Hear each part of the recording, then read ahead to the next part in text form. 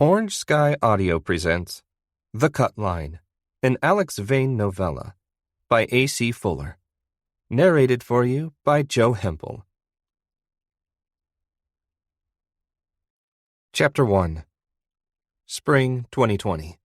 Lower Manhattan District Court, New York City. Monday. Alex Vane was already out of his league, and if he nodded off during a crucial cross-examination, his peers from the Times and the Post would mock him mercilessly. He fought to keep his eyes open, but the heat from the packed courtroom was getting to him. Or was it the 3 hours of sleep he'd had the night before? Or the 7 shots of Patron he'd chased with Corona after Corona after Corona? It didn't matter. If he dozed off in the courtroom in his first week on the job, he'd never live it down. The reporters to his left and right had 10 years of experience on him, and Judge David Butcher was a legendary hard-ass when it came to the press. For the first time ever, Butcher had allowed cameras in his courtroom for the Mendoza trial, and that grudging concession came thanks to extreme public pressure and interest. Judges never liked to be forced into decisions, and Butcher was less cuddly than most. Last week, he'd held a producer in contempt for setting up a camera in the wrong place. If Butcher saw Alex's chin drop to his chest, it might be his last day as lead court reporter for the New York Standard. Alex blinked hard and tried to stretch, but the cramped rows of seats left little room to extend his long legs. In a spiral notebook, he wrote, "Stay awake, stay awake, stay awake," until he caught the woman from the Times glancing down at it and smirking. His eyelids were heavy, his shoulders slumped. Surreal, dreamlike images passed before his eyes, mingling with the scene in the courtroom. The grain of the wood-paneled jury box bent and curled. The back of Mendoza's head morphed into a black hole, and defense attorney Diego Dos Santos' deep voice seeped into his awareness from all directions. He was falling asleep with his eyes open, and would soon collapse. Dos Santos saved him just in time. The attorney had been at work on his witness for hours, and when he said, "That'll be all, Your Honor," Alex perked up. Now Josephine Bonner was about to do her magic. Judge Butcher looked down over his nose and frowned, tugging at a curl of his black hair, which was longer than usual for a judge of his stature. "Miss Bonner, would you like to cross-examine?" She stood and nodded. "I would, Your Honor." Alex smiled and yawned. He knew he'd make it through the rest of the afternoon. Joey, as she liked to be called, was more than a rising star. She was a star already risen, but she'd ascended so quickly it had been hard to notice as it happened. In her late 30s, she wore her short blonde hair in a perfect 1940s bob that set off and counteracted the severity of her sharp, angular face. Pacing the courtroom in red heels and a skirt suit to match, she belonged on the cover of a magazine about young professional women ready to get theirs in the new millennium. Then there was her voice. Full of the precision and intelligence you'd expect from a Harvard-trained prosecutor, it was usually crisp and official, but occasionally she'd let slip just enough of her Mississippi drawl to make you think she'd poured warm molasses over you. Her opponent, Diego Dos Santos, was one of the top defense attorneys on the East Coast, a rock star, and Alex felt privileged to watch him work. But Santos didn't have a voice that blew through the hot room like a cool breeze. Joey had spent the last 2 weeks presenting her evidence and witnesses in the case of the People v. Manny Mendoza. The DEA, along with the FBI and a half-dozen state and local police forces, had been after Mendoza for everything from drug trafficking to tax evasion to jaywalking. But it had been the NYPD that had finally nabbed him, and for murder, no less. Joey presented a compelling case. When she'd finished, everyone in the courtroom, everyone in New York and a good portion of the American public, believed Mendoza had beaten a man named Victor Alvarado to death in Vinny's restaurant in Little Italy. Alvarado was one of Mendoza's own men, and, according to Joey's version, he'd come into the restaurant toward the end of Mendoza's meal and had been bludgeoned, without provocation, with the base of an old brass lamp. On the stand sat Damian Woodrow, a massive man in an ill-fitting brown suit who wedged himself into the booth at the front of the room when he arrived as the defense's first witness. Dos Santos, famous for drawing out his trials, especially when he didn't have a case, had taken his sweet time examining Woodrow. He took the better part of an hour establishing that Woodrow was the defendant's personal driver, that he'd held the position for 6 years, and that he'd been gambling with the defendant in Atlantic City that evening before returning to Lower Manhattan for dinner. It had taken another 2 hours to establish Woodrow's story. He and the defendant had been attacked by the victim. Woodrow had pushed Alvarado away, and the fatal blow had come when his head hit the wooden bar when Alvarado tripped. Joey paced, 3 quick steps left, then right, nodded at the jury, and began with, "Mr. Woodrow, you drove the defendant to Vinny's in Little Italy yourself, is that correct?" Woodrow nodded. "That's right." "And you left the casino when?" "About 10. It takes me around 2 hours to get from Atlantic City to Little Italy, and I drive pretty fast." She flashed her Southern Belle smile at the jury. "Within the speed limits, of course." Alex pictured her, top down in a red Mercedes coupe, speeding down Garden State Parkway. Since it was his daydream, Alex placed himself in the passenger seat. She continued, "How did you and the defendant make it to Vinny's before they closed at 11? "Easy," he said. "We didn't. Man like Manny Mendoza, stay open for him." He shot a look at the jury, like this was supposed to impress them. Not much of a witness, Alex thought. He knew where this was going. Over the last 2 weeks, he'd developed the skill of relaxing his mind enough to hear the sound of Joey's voice without listening to her words. She'd spend the next hour poking as many holes in the story as she could. But at the end of the day, and at the end of the trial, the question would be the same as it was at the beginning. Would the jurors believe the testimony of the 2 witnesses who testified they'd seen Mendoza stagger out of Vinny's covered in blood at 2 a.m., or were they going to believe the testimony of Woodrow and Manny Mendoza himself? He tuned in and out over the next hour, and when Judge Butcher announced the end of the day, he perked up like a school kid who'd just heard the bell for recess. Outside the courthouse, Alex breathed in the spring air and checked the time on his phone. 4:45. He bounded down the wide steps onto the sidewalk and turned north. The air was cool, but not cold, and he felt 10% better every minute he spent out of the courtroom. By the time he crossed Baker Street, his headache was gone, and he looked forward to a long night of booze and spring baseball with his buddy Biren at Bar 76. He and Biren had grown up together on the Kitsap Peninsula near Seattle, and watching sports was one of the few things they'd brought with them from home. They got together at least once a week in a bar they could barely afford, usually to watch the Mariners or Sonics play one of the New York teams. If he hurried, he'd get there in time to grab a prime seat before the rush. But first, he had to file his story. He darted across an intersection as he dialed the copy desk. He stifled a sigh of relief when Susan Fleming picked up. "How's the paper of record doing today?" "We're not the paper of record, Alex. We're just a paper." "They've got us. We'll be the paper of record soon enough." She laughed as she always did at his stupid joke.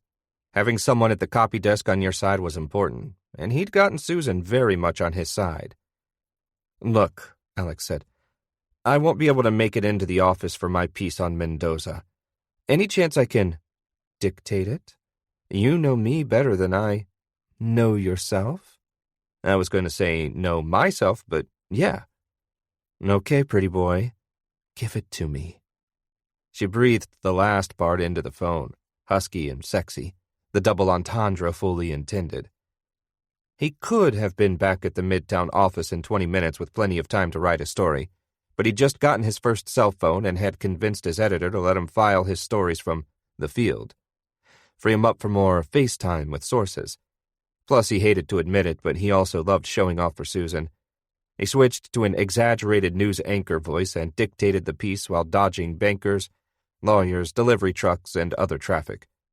Diego Dos Santos today began his defense of reputed drug kingpin Manny Mendoza in the case that has gripped New York City since the body of former professional wrestler Victor Alvarado was discovered last November. He paused to dodge a taxi that ran a red light as he crossed Varick Street. "Got that?" "Got it. And you swear you weren't using notes?" Alex smiled. "I told you, it's just something I can do." "I'll give you something you can do." "Darum ching."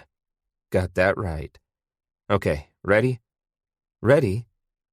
The defense called 3 witnesses, including 2 restaurant employees and Mendoza's longtime driver and assistant, Damian Woodrow, to refute prosecution claims that the defendant attacked the victim. According to Woodrow, Alvarado assaulted waitress Brittany Dearborn and had tried to assault Mr. Mendoza himself when he was pushed by Woodrow. Alvarado then struck his head on the bar, according to Woodrow's testimony. Alex got to Bar 76 and stopped out front. A new bar in an old bank building, it was one of the hippest in the city. He said, "Do you have B-matter you can drop in?" "I could dig it up, but I'm not your secretary, Alex. Write your own damn backstory." Alex put on a little kid's voice. "But I thought you loved me."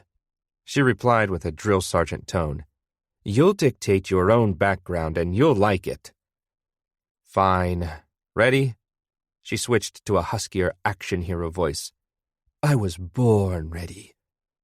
On the night in question, November 23rd, 1999, Mendoza had been gambling in a private room at the Royal Casino in Atlantic City until around 10 p.m. He'd been driven back into Lower Manhattan via the Holland Tunnel and had eaten a late meal at Vinny's restaurant, where he ate every Friday night. Alex stopped. "Done?" Susan asked. "What about the Alvarado bio? Don't you usually include that?" He opened his mouth, but nothing came out. Joey Bonner stepped out of a taxi not more than 20 feet from him, trailed by 3 other members of the prosecution team. She carried a leather briefcase and slipped on a pair of sleek black sunglasses as the sun hit her face. When she leaned in through the window to pay the driver, Alex took in every inch of her. Except on TV, he'd never seen her outside of the courtroom where the staged professional vibe made her entirely unapproachable. Here, standing on the sidewalk, she seemed even more out of his league than she did in court. It was like seeing a movie star in real life. "Alex? Hello, Alex?" Susan's voice brought him back to reality. Sorry, I just... "Alex?" "Yes, sorry, that's it. If you don't mind, can you just clean it up a smidge? Double-check it? I'll be in the office in the morning." He hung up without waiting for Susan's response. His face froze. His chest tightened. Joey was pulling off her shades and walking right toward him. Chapter 2. In the time it took for her to reach him, Alex regained his composure. Enough, at least, to fake it. At 26 and 6'2", he looked like the oldest Backstreet Boy, but with a more athletic build. He wore the typical journalist uniform. Nice jeans, button-down shirt, a sports coat, no tie, never a tie. While his colleagues wore browns, blues, and off-whites, Alex stuck to light gray jeans with a black button-down and a dark gray jacket. He'd chosen the outfit because, while it was passable in court, he could hit the town afterwards without a wardrobe change. He made his living talking his way into rooms he shouldn't be in and digging up information he shouldn't have, so he was better at feigning confidence than most people are at anything. Joey paused a yard ahead and eyed him with a look he couldn't read. But before she spoke, Alex said, "Prosecutor Bonner, welcome to Bar 76. Would you like to conduct our extensive on-the-record interview here on the sidewalk, or can I get you a dirty martini inside?" She smiled. "That's my drink. You do your research, Journalist Vane." Alex kept an internal tally of trivial facts that might someday prove useful, including the favorite drinks of the 10 people around the courthouse he'd most like to have a drink with. Joey made number 3 on the list. She was probably the 8th most useful source, but, well, she made it to number 3 on style alone. "Call me Alex." He extended an arm. "Shall we?" She stepped back and gave him a look. "You really are as full of yourself as people say, aren't you?" His smile was shameless but genuine. "I am. You'd be surprised how often that works. I once got a Bronx precinct captain to air the borough's dirty laundry by showing up at his kid's birthday party at the zoo. Poor guy was so bored hanging around a bunch of 7-year-olds, he fed me on-the-record quotes for an hour. Didn't he get fired for that? Demoted, technically, but yeah. So I should watch myself with you, shouldn't I? He leaned in and smiled wider. You should watch yourself with any reporter. But you're not just any reporter, from what I hear. She glanced back toward the street. The man and 2 women she'd brought with her were standing on the curb talking on cell phones. She waved them over. How about this? She turned back to him. You sit with me and my team for A bit. She hooked a drawl into that last word and smiled. And I'll buy you the drink. We only have a half hour or so, a real working dinner. You may have heard, we're in the midst of a murder trial. I heard something about that. According to the New York Standard, he cleared his throat and used his breaking news voice. The prosecution made a compelling case, but defense attorney Diego Dos Santos is expected to mount a strong defense as well. Is that what they wrote? I don't read the Standard. Alex stepped back and clutched his chest. Ouch! Her colleagues appeared at Joey's side from nowhere. The male among them eyed Alex suspiciously. I'll grab a table. Alex swung open the steel door. Bar 76 was one of the swankiest bars in Lower Manhattan. High ceilings, plush chairs, big TVs, and the longest copper bar in the city pulled the whole look together. It also had a full menu of avant-garde sushi prepared by chefs in an elevated glass-encased sushi bar. He asked for a table on the second-floor balcony space, figuring Joey and the others would be more likely to feed him information if they were out of sight. He was supposed to meet his buddy in a few minutes, but Biren would understand. This was one of those too-good-to-be-true moments Alex experienced with unnatural frequency of late. He didn't know why she'd approached him, but nothing short of a school bus fire or a terrorist attack would get him to pass up a chat with Joey Bonner.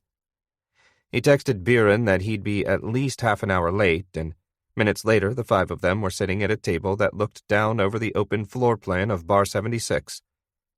The Mariners-Yankees game wouldn't start for another hour, but the bar was already bustling below. The music was so loud that it was difficult to hear one another without leaning in, so after awkward introductions, they broke into two groups. Alex sat on one side of the table next to Joey, and the three members of the prosecution sat on the other. Alex had taken the distrustful glance from the male assistant for romantic jealousy. But, if he read it right, Joey wasn't involved with him. Now, he probably just hated reporters. Who didn't? Joey wasn't married, but Alex knew little beyond that. By the first sip of her second martini, Joey had leaned in close enough that her elbow grazed the edge of his knee. How do you think the trial is going? She asked. Good. He raised his hands as if surrendering. I don't have anything to compare it to, but... Congratulations, by the way. It's not every day you get your first big reporting gig. He tried to think of something humble to say, but he just smiled. As good as he was at feigning confidence, he was jittery as hell on the inside. Joey asked, What are you hearing about Dos Santos? I hear all sorts of things, about all sorts of things. Nothing interesting? He was used to this dance. He had 5 conversations a day that were somewhere between flirtation and information swapping, but he'd rarely done the dance with anyone as alluring as Joey Bonner. Ms. Bonner, is there any chance you're flirting with me to get information to aid the prosecution? She eased an olive off of its plastic toothpick between her front teeth and rolled it around with her tongue before biting. The coquettish drawl came back. I am, but no more than you're flirting with me in hopes I'll leak something you can run in the Standard tomorrow. That's where you're wrong, he said. I filed already. Already?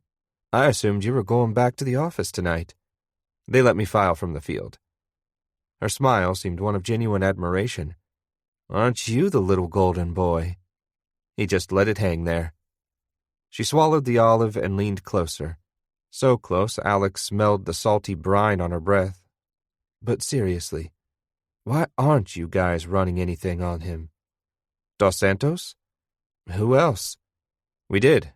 He tilted his head and smirked. Right. You don't read the Standard. The Standard had run pieces on Dos Santos over the last few weeks, including a 2,000-word feature Alex himself had written. But lawyers always tried to make their opposition look bad, so it came as no surprise that Joey would prod him. She said, You barely scratched the surface, though. I may be new, but I'm not that new. You've been trying to get him off the case since before the case even started. Don't tell me you're afraid of Diego Blanco. She smirked and turned to her colleagues. Guys, Alex wants to know if we're afraid of Dos Santos. One of the women had her phone pressed to her ear, the other didn't respond, and the man shrugged like he couldn't hear. Maybe you're not afraid, Alex said. But come on.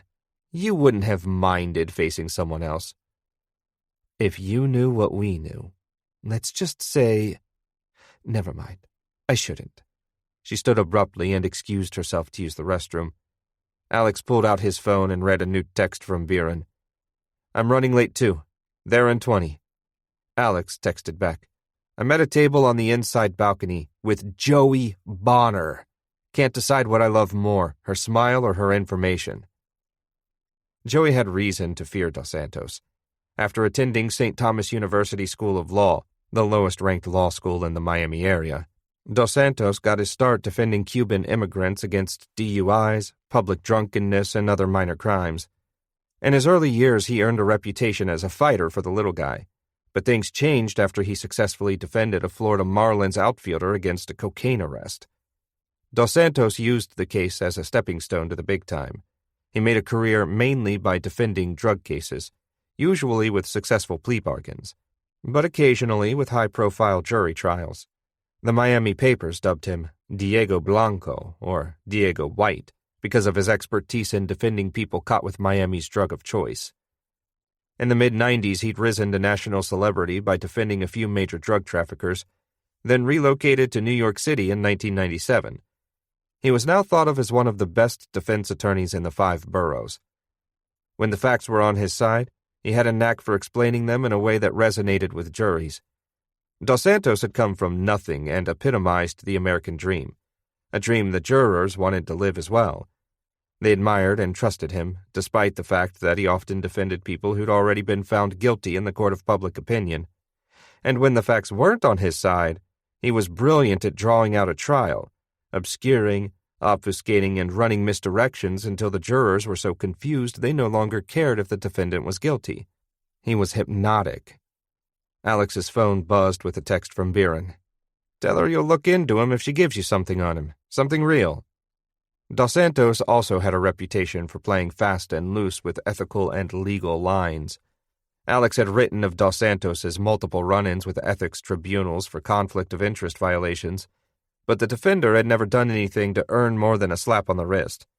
In one case, a conflict of interest had arisen after taking on a client, and his firm had failed to report it to the judge.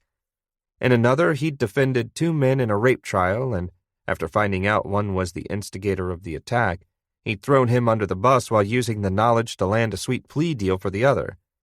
He'd also gotten romantically involved with at least one client and the mother of another.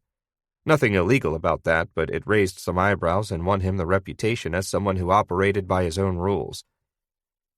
Joey's efforts to get Dos Santos removed from the Mendoza case started before jury selection.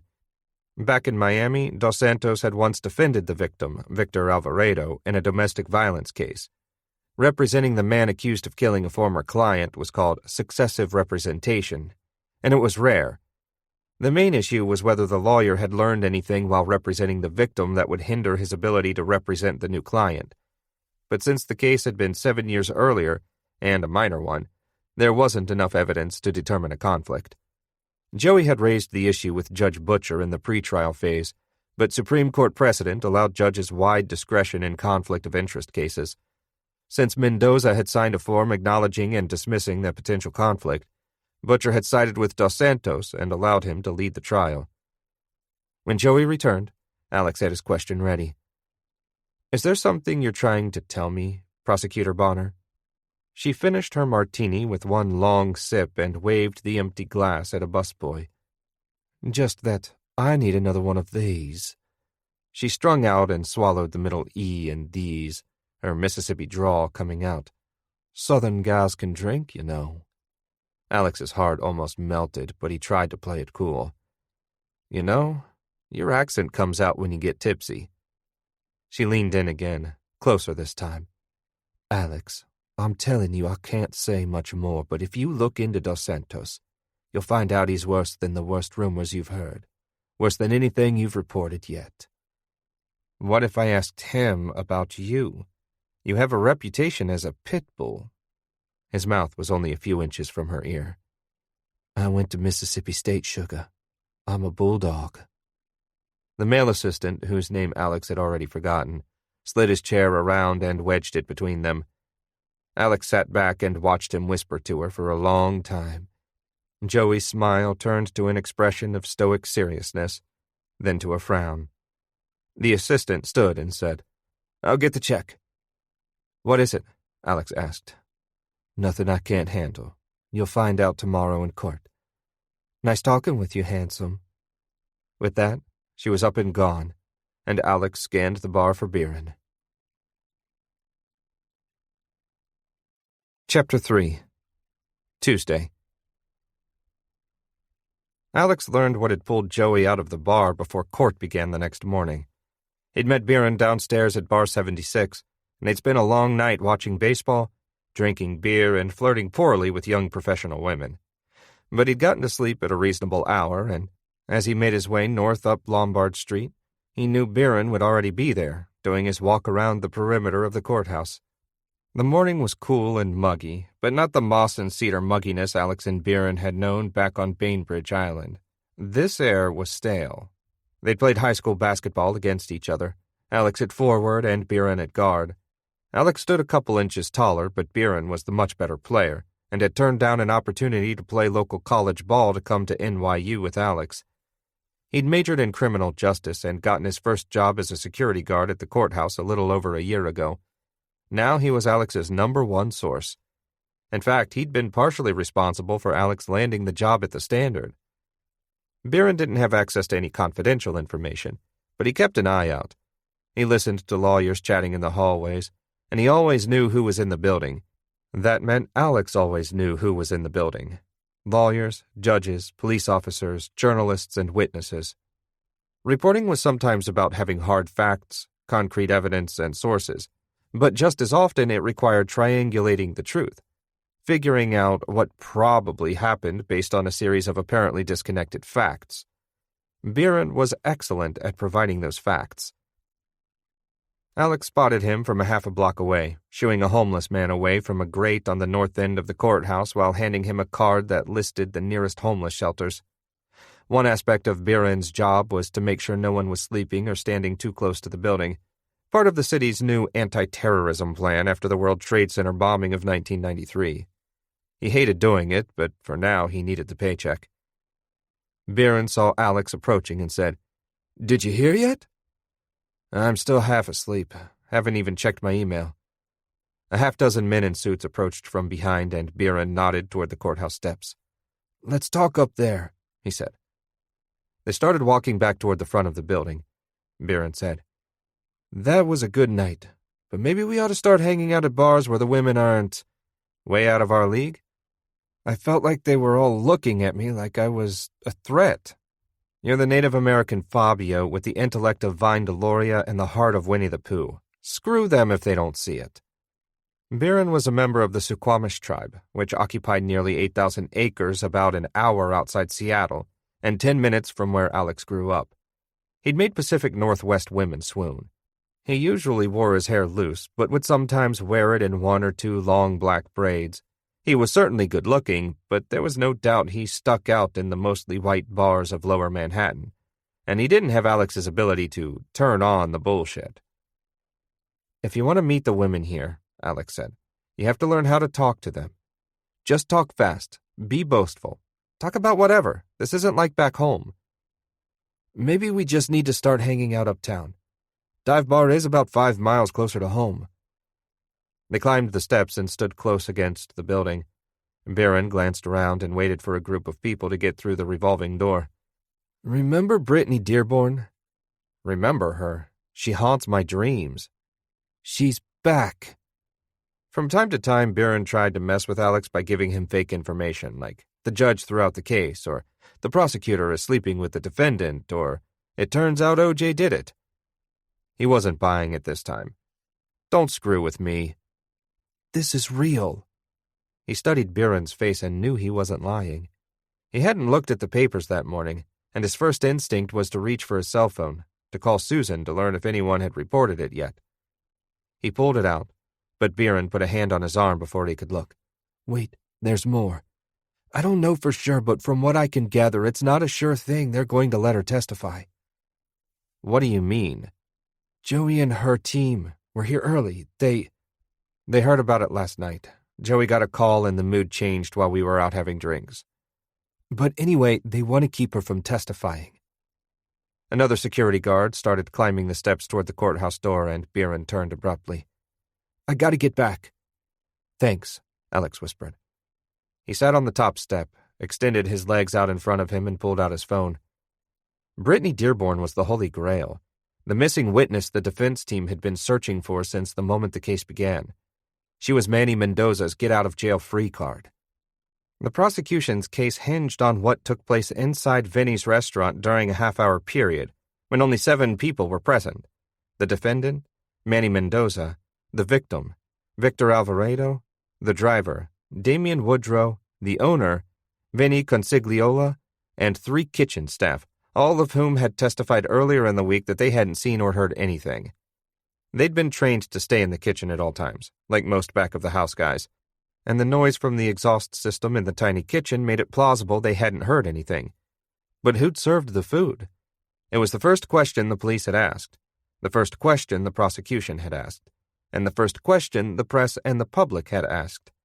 Vinny was famous for standing around the tiny bar, reading the sports pages by the light of an old brass lamp his grandmother had brought over from Sicily. He'd shake hands, offer a complimentary grappa or Campari, but he never brought out food. But it turned out there was a server. Brittany Dearborn, an aspiring actor only 3 years out of high school, she'd been on the schedule for the night in question. She'd clocked in at 5 p.m. but never clocked out. Investigators from both the NYPD and the defense team had searched for her all through the discovery and deposition phases of the trial, but she hadn't been located. No one knew where she was. Dos Santos had made a point of leaking, to anyone who'd listen, the claim that she was there when Alvarado had come into the restaurant drunk and attacked the defendant, and that she could corroborate Woodrow's story of self-defense. Just as the defense had leaked that she was the witness who could clear Mendoza, the prosecution started rumors that she was their best witness. Many speculated that Mendoza had killed her as well, but no one had heard from her. Until now. Alex still had an hour before court started, so he walked to the nearest deli and bought copies of the Post, the Daily News, and the Times. He read their stories on the Mendoza trial with interest, comparing his work to theirs as he always did, but found nothing on the Dearborn revelations. Next, he called Susan at the Standard. She checked the wires and cable news for him and confirmed that, so far, nothing had been reported about Brittany Dearborn. He had a scoop no one else had, or at least one nobody else had published. He called his editor, Samuel Baxton, as he walked back to the courthouse. "Colonel, it's Alex." He called him Colonel because Baxton had been a lieutenant in the Vietnam War. It was Alex's way of acknowledging his authority while also poking fun at it. "What's up?" "I have something. Brittany Dearborn is back." "You have a story?" "Not yet." "Then why you calling me?" "Can't we put it up on the web or write a quick thing that—" He trailed off. He hadn't thought this through. Like all the other papers, the Standard was grappling with how to deal with breaking news as more and more readers moved online. Their website was still a digital representation of their physical paper, and was thus always half a day behind the cable news networks.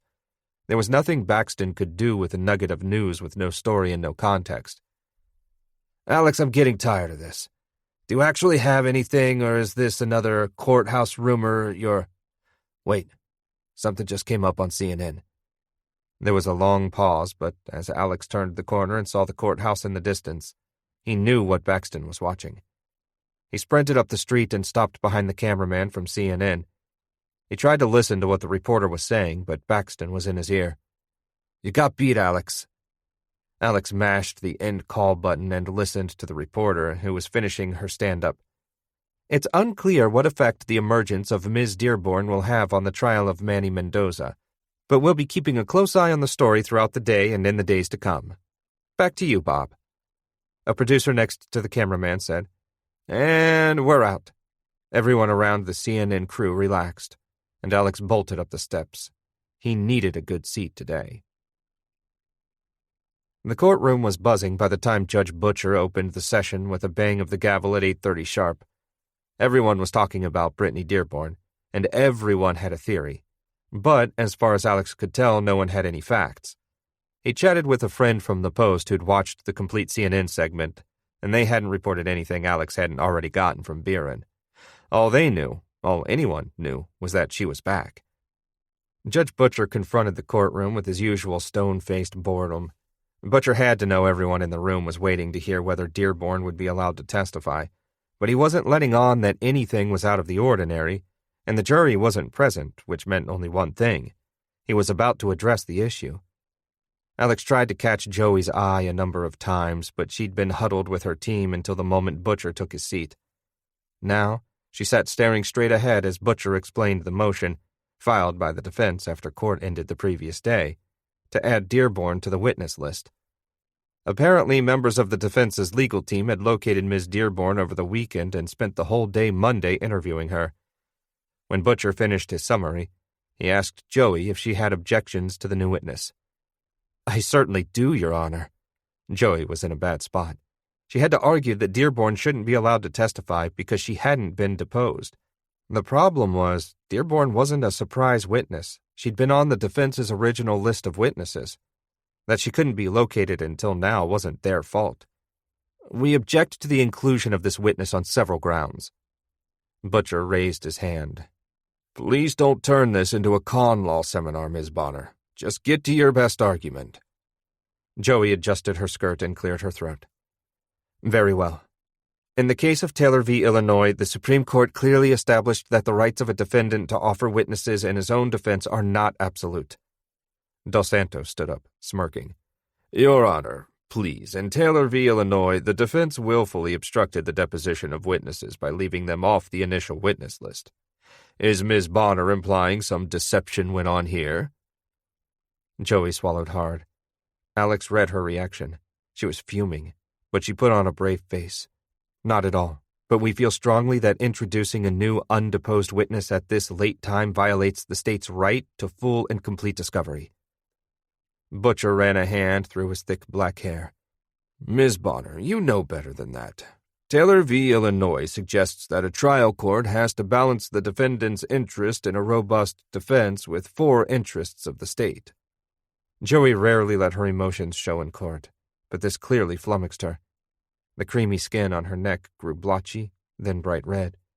She'd opened herself up to this lecture, and now she'd have to listen to it. "First," Butcher continued, "there's the state's interest in efficient justice. Second, the state's interest in excluding evidence that lacks integrity. Third, the state's interest in a strong judicial authority with rules that are followed. And fourth, the prosecution's interest in avoiding prejudice due to a defendant's discovery violation." He paused. "I see nothing in the defense's request to add Ms. Dearborn as a witness that violates any of these interests." He glanced at Dos Santos. "I'll allow it." Joey said, "Your Honor, then the prosecution requests a continuance. We request time to depose and prepare a rebuttal to Ms. Dearborn's testimony." Joey was speaking with confidence now. She'd lost round 1, but she had a decent argument to win round 2. "We request a 1-week continuance." Dos Santos was out of his seat before she'd gotten halfway through her sentence. "The Sixth Amendment, Your Honor." "Yes," Butcher said. "I've heard of it." Dos Santos continued. "Your Honor, my client has the right to a speedy trial. The prosecution clearly wants to stall this as long as possible now that Ms. Dearborn has turned up and—" "Sir," Joey said, "we have no idea what she'll say, where she was, whether she was tampered with. As far as I know, the NYPD is still looking for her and—" "Tampered with? Your Honor, what is Ms. Bonner implying? I'm offended on behalf of my client and myself." "We've had no time with this and—" "Sit down," Butcher shouted. "Both of you." As they took their seats, Butcher stared down at the papers in front of him, twirling a loose curl behind his ear.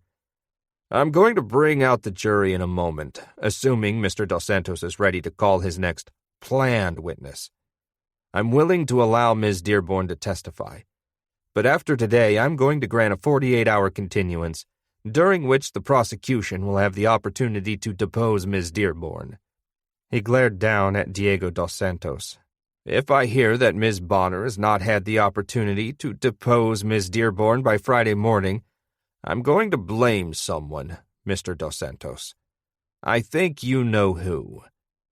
We'll take a 10-minute recess before reconvening with the jury." He pounded the gavel and the crowd streamed out into the hallway. The reporters around Alex hurried to the exit to call editors or file stories. Alex strolled the hallways hoping to run into Biren, but couldn't find him. He pulled out his phone to text him, but before he could, a new message popped up from a 917 number he didn't recognize. That didn't go well. Any chance we can grab an early dinner after court? It's Joey. Chapter 4. Alex was on a second beer by the time she arrived. Still dressed in her red skirt suit, she now wore a shimmering black overcoat as well. She pulled off her sunglasses and scanned the restaurant, then spotted him. Alex almost spilled his beer when she smiled.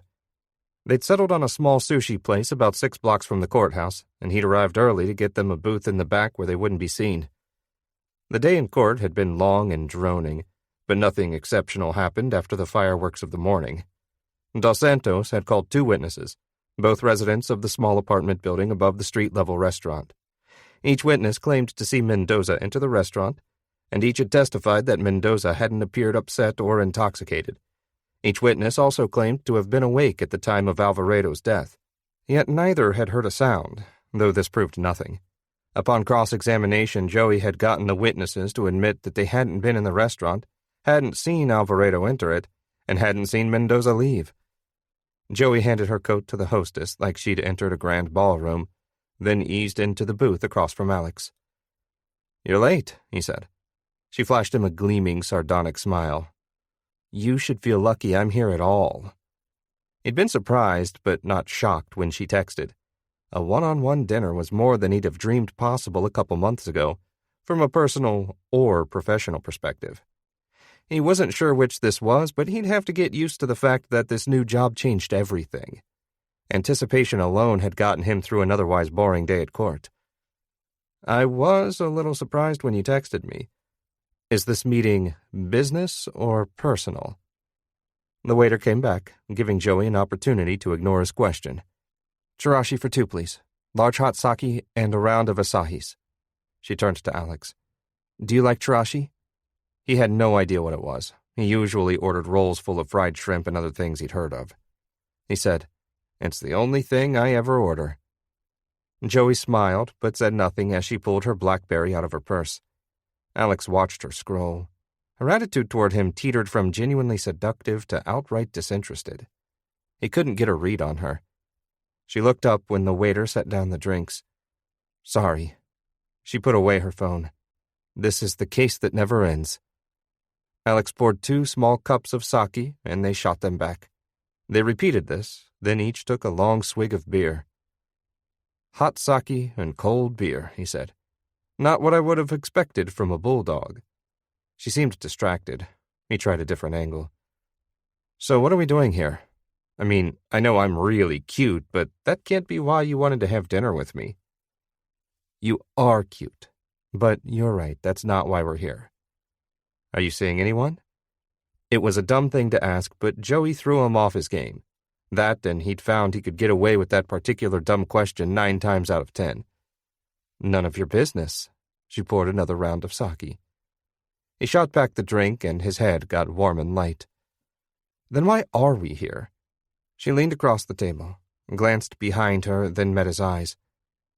"We need to be way off the record here, okay?" "I assumed, but don't try to tell me how I need to cover Dos Santos more. We went through his past as best we could, and..." She shook her head in a tight arc. "It's not that. It's Brittany Dearborn. We know what she's going to say." She had his attention now. He sipped his beer without breaking eye contact and gave her a non-committal, "Okay." "We're off the record. We're on the moon. We're on Mars. Your name gets nowhere near anything," he said with conviction. There were many things he took lightly, but protecting his sources wasn't one of them. She glanced around again and spoke in a half-whisper. "I can't tell you how we know, but we know she was there at the time of the killing. We know she's going to testify that Manny Mendoza wasn't drunk or belligerent and that it was, in fact, Alvaredo who instigated the fight.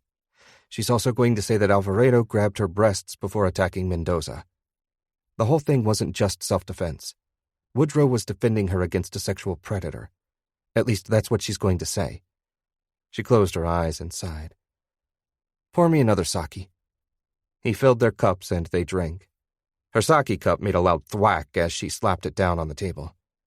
"We also know she's lying her ass off." "I want to know how you know, but before that, I want to know why you're telling me this. You could probably tell in court today, but this is bad for us. Bad for everyone. It's going to get Mendoza off, and he's the scum of the earth." Alex refilled their cups. "You seemed pretty pissed." "Dearborn is going to lie, and there's nothing I can do about it. Detectives questioned the hell out of her today, and she didn't give an inch." She picked up her cup like she was going to throw back another shot of sake, but instead she sipped it slowly. "I can't trust any other reporters right now, and I need to float a trial balloon." "Sure." He squinted at her, trying to remain businesslike. Good Lord, she was beautiful. "What's the angle?" "We want to offer Mendoza a deal to end the trial. Involuntary manslaughter. 1 to 2 years. Maybe we can lock him up for 6 months, then get him on something else while he's in. We've got to get this asshole off the streets." The sushi arrived on a massive wooden platter shaped like a boat. Mounds of rice topped with black and white sesame seeds complemented thin slices of raw fish. Not the type of sushi he usually ordered, but he'd have to learn to eat like someone who knew what he was doing. He reached for his chopsticks. "No," Joey said. "Let's finish business first before we eat. Then we can, well." He swallowed hard. This was turning into the best meeting of his life. "If you want me to run a story, I'm going to need more details. Something I can confirm with the other side." "You have sources there?" He didn't, but if he got a good enough story from Joey to get their attention, he'd have sources within the defense by the end of the night. "Sure I do. Before the trial, we offered Mendoza second-degree murder, 6 to 10 years. They wanted involuntary manslaughter, suspended sentence, 2 years of probation. Of course, we pulled the offer off the table when the trial started. But tomorrow we're going to offer them the deal they wanted, except without the suspended sentence. It's going to hurt like hell, but we have no other choice. And my sources on the defense will confirm this? Well, they don't know about the new offer, but they'll confirm what I told you about the pre-trial negotiations."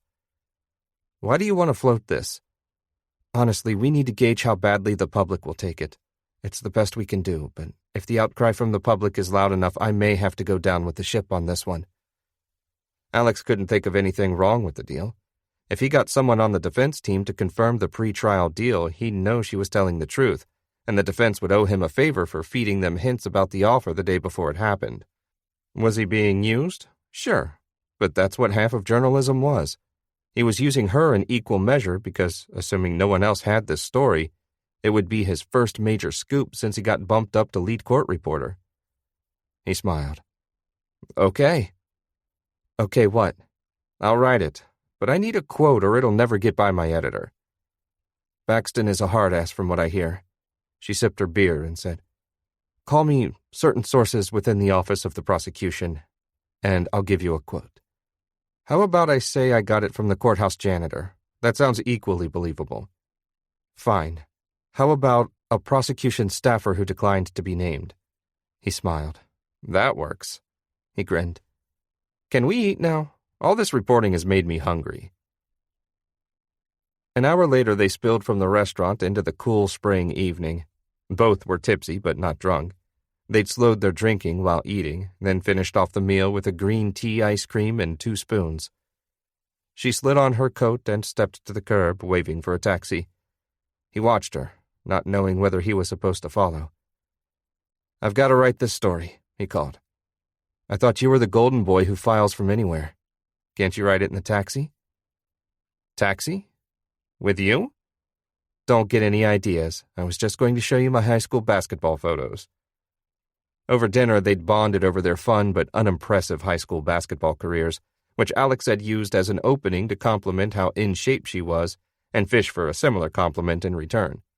He hadn't gotten it, but he was becoming more and more sure she wasn't just using him to dangle her story in the public sphere. A taxi stopped in front of them, blocking traffic. Within seconds, cars were honking behind it. "Get in," she said, "before there's a riot." He slid in, and she followed. "Corner of Madison and 41st, she said to the driver, who slammed on the gas like he'd just been released from the starting gate. "Midtown, huh? Makes sense. You seem like a Midtown sort of woman." What's that supposed to mean? He shook his head. Not really sure.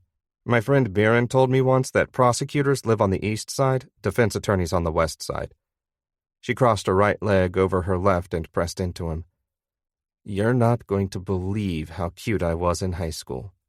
Early 80s hair, everything. You really want me to believe we're going to your place so you can show me your high school basketball photos? He raised an eyebrow and his voice dripped with skepticism. I do. But first, don't you need to call in the story? He called his editor, and after taking an embarrassing few minutes to convince him he had a real story, he wrote it out loud, over the phone, inserting the quote he'd taken down from Joey and the confirmation he'd received on the record from Diego dos Santos in between dinner and dessert. Good work, Baxton said. You sure on these sources, right? There are no takebacks at this level, son. Alex eyed Joey. Oh, I'm sure, Colonel. Baxton started talking about how bright Alex's future was, how if he'd just buckled down and take things more seriously, he could be a star within a couple years. But Alex had stopped listening. The taxi glided to a stop in front of Joey's building. Her hand was on his knee. Chapter 5. They made love twice before speaking another word. It wasn't that Alex hadn't tried to talk. He had. But each time he tried, she shook her head no and smiled. To his embarrassment, that had been enough to shut him up. There wasn't much to say. They knew they shouldn't be doing what they were doing. Neither wanted to say it aloud. Only after their second round had she sprung out of bed, still completely naked, and said, Want some fruit? What I want is to see those high school photos. I was promised something cute, and I damn well expect to get it. What we just did wasn't cute enough for you? What we just did was athletic, bordering on acrobatic. I was promised cute. She returned to the bedroom with a bowl of berries and her high school yearbook. Together they thumbed through pages, laughed and ate until Alex hopped up, pulled on his t-shirt and boxers, and asked for directions to the bathroom. Use the one off the living room, Joey said. The one in here is acting funny. Through the door and to the left, where we came in. When they'd burst through the door 2 hours earlier, already entangled and kissing desperately, he'd barely noticed the apartment. It was on the 20th floor of a doorman building, and the bedroom opened into a living room larger than his entire apartment. In fact, it was more of a living area than a living room, because it had 3 distinct sections. The lights were off, but the curtains were open, allowing white and blue light from the surrounding buildings to stream into the room. To the right, 2 cream-colored leather couches faced one another, sectioned off from the rest of the space by a Japanese rice paper screen. To the left, cabinets and bookshelves surrounded a pink marble-topped desk. Behind him, a small dining room table sat near an arched opening that led into a small, modern kitchen. He used the bathroom by the door and got a glass of water from the kitchen. His place was a 400-square-foot studio apartment about 60 blocks north, and he wanted to revel in the luxury of hers. As he walked a slow loop around the living area, he admired the twinkling lights of Midtown through the large windows. He ran a hand along the soft leather couch, curled his toes in a thick rug, and sat in a mesh ergonomic chair behind the desk. He also wanted to think about what was going on. Technically, there was nothing wrong with sleeping with a prosecutor. It wasn't a crime. But since she was someone he was supposed to be covering and had now become a source, he was in an ethical gray area. At least that's what he told himself. Baxton would have said that ethically, it was black and white, an open and closed case. You don't sleep with sources, and you certainly don't sleep with subjects. His voice now echoed in Alex's head. You dumbass. She's the lead prosecutor for the city of New York. You're gonna have to cover her for years. What the hell were you thinking? He leaned back in the chair and swung his feet up on the desk. The truth was that he had been thinking, but he'd had only one thought. Will I get fired for this? That was often his barometer when making decisions. He'd come up as an intern at the Standard before getting his first gig on the Metro desk, where he'd excelled because he was often willing and able to do things no one else would to get a story. Sometimes that meant working harder. Other times it meant pushing the boundaries, like showing up at the zoo for a 7-year-old's birthday party after hearing a police precinct captain would be there. He'd always done it in service of getting the story. He didn't invent facts or stretch the truth. Those were lines he never crossed. But pushing boundaries, he was fine with that as long as he didn't get fired. The overhead lights came on and startled him. "Where'd you go?" Her voice came through the room as his eyes adjusted. She'd neatened her hair and dressed in red silk pajamas that were too big for her. "Just enjoying your apartment. This place is spectacular. And so are you." She walked around the desk and wrapped her arms around his chest. "You were spectacular." He turned his head and kissed her as she flopped onto his lap. The office chair creaked and swiveled awkwardly. He grabbed the cold marble and rotated it back around to face the desk. "Is this your home office?" "This is where the magic happens. Many of New York City's worst have been put away through my efforts on this slab of marble." He scanned the desk, admiring it. His eyes stopped on a stack of photos on the top left corner. He hadn't noticed it with the lights off. "Is that Dos Santos?" he asked. Joey scooted herself up onto the desk and sat cross-legged, facing him. "That's just the opposition research we do." He reached across the desk and slid the stack of photos toward him. "Did you guys take these, or—" "Of course not. We don't stalk people. We contract an Oppo research firm, and they buy photos from freelance photographers. And these are from the opening of the Latino Heritage Museum a couple months ago. He dropped over $1 million for that place." Alex thumbed through the photos. "I never considered you guys would be doing Oppo research on a defense attorney." She frowned. "We usually don't, but this guy is so dirty, so unethical, and this case is so big that... But you told me not to talk to you about Dos Santos anymore."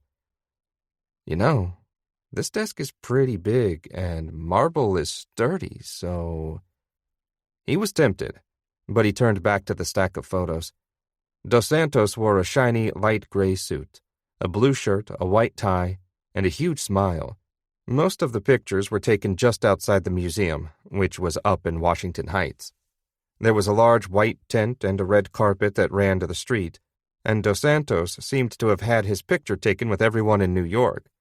In one, he was slapping Mayor Giuliani on the back. In another, he shook hands with Derek Jeter. In another, he was rubbing shoulders with Governor George Pataki. Then there were the women. Rosie Perez, Catherine Zeta-Jones, WNBA star Cheryl Swoops, and a few other models, TV personalities, and well-known lawyers. Then there was a woman he didn't recognize. He handed the photo to Joey. "Who's that?" "Maria Fernandez." He recognized the name but couldn't place it. In the photo, Dos Santos was looking at her and laughing, one hand around her waist. Fernandez was in her 40s and wore a tight silver dress, a black fur coat, and a lot of makeup. Isn't that Alvaredo's mother?" "You said not to talk to you about it." He thumbed through the rest of the pictures. At least 3 others showed Dos Santos with Fernandez. In one, they were inside the large entryway to the museum with a few others, holding flutes of champagne. In another, Fernandez stood just behind Dos Santos, a hand resting on his arm. In the last one, they were out front again, Fernandez pecking him on the cheek. Alex dropped the pictures on the desk and they splayed out like a deck of cards. "That museum opened 2 months ago, right? Is this what you were trying to tell me about?" "I'm not going to go there, Alex. Come on." His mind raced.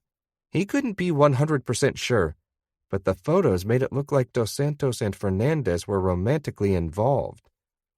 "I need to use your computer." She slid a laptop from the desk drawer and opened it for him, then said, "You can look into these, but you didn't get them from me, right?" "Right." She scooted in front of the screen to block it. "Alex, I need to hear you say it. A prosecutor sleeping with a reporter is bad enough. A prosecutor who then gives the reporter Oppo research, that's..." He gave her a half smile. "I don't even tell my editor who my sources are. I have never given the name of a source to anyone, and I never will." "Okay," she said. "But don't be long. I'm going to go back to bed and wait for you." He logged on to his LexisNexis account, a database of old news articles from nearly every paper in the country.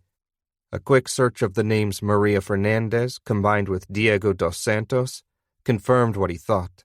Multiple stories from the Miami Herald and the Palm Beach Post had reported that Dos Santos and Fernandez began dating while Dos Santos was representing Alvarado in his domestic violence case back in Miami. At the time, the information was presented less as scandal and more as gossip. Further evidence that Dos Santos, who already had a reputation as a playboy, was playing fast and loose by dating the mother of a client. By the time he read the third piece on LexisNexis, he was in breaking news mode. His chest was hot and his thoughts jumped from one connection to the next, turning the pieces he had into phrases, forming the phrases into paragraphs.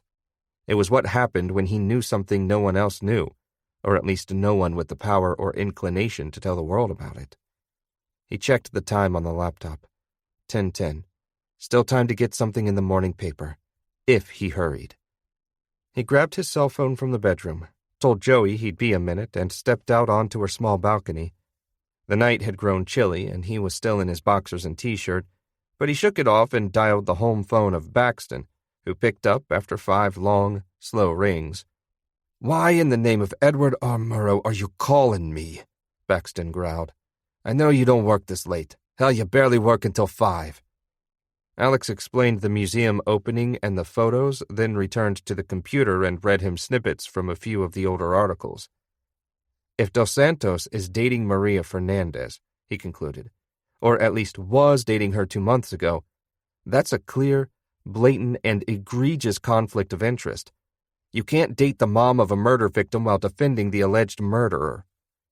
Baxton was quiet, then asked Alex to read over the Miami Herald article again. When he finished, Baxton said, "Does the article have art?" "Sure does. Fernandez and Dos Santos at a club opening, then at a Miami Heat game in another article. They're both younger, but you're sure the photos you have of them?" "I'm sure." The line was quiet again. Then Baxton said, "This is good, Alex. Very good. Bring the photos in tomorrow and we'll check them out. Call around and see if we can't break this thing." "Tomorrow? Why the wait?" "This is a big accusation. It's a trial buster, Alex. You know what that is? If it's true, it breaks this trial." "It's true," Alex said. "I'm staring at her lips on his cheek right now. From 2 months ago. After he started representing Mendoza. We already knew this guy was a sleazeball. Honestly, I'm ashamed I didn't catch this story earlier. And we'll talk about how you missed this tomorrow as well. But at least you have it now, and we will run it. Tomorrow. Good night, Alex." The line was dead. He paced the balcony, thinking. The feeling was getting to him, the warmth creeping up from his chest and filling his head, a blend of excitement and vanity that was too alluring to ignore. There was a chance, however slight, that Joey had left those pictures there intending him to find them. She certainly had the ability to use him, but he had the ability to use her as well. And even if she had only shown an interest in him to try to feed him the story, that didn't mean it wasn't true. Sources used reporters all the time, and vice versa. The popular trope of the lone journalist striving for truth was nice, but had little to do with reality, in his experience. Reality was messier. He shouldn't do what he was about to do. But when he asked himself whether it would get him fired, his internal answer was probably not. He hurried back into the bedroom and found Joey naked again, half under the blankets, scrolling through the BlackBerry she'd held between her breasts. "As much as I'd love to stay," he said, "I'm going to need to borrow those pictures and get out of here." The office of the New York Standard was just 6 blocks away on the 30th floor of the Standard Media Building.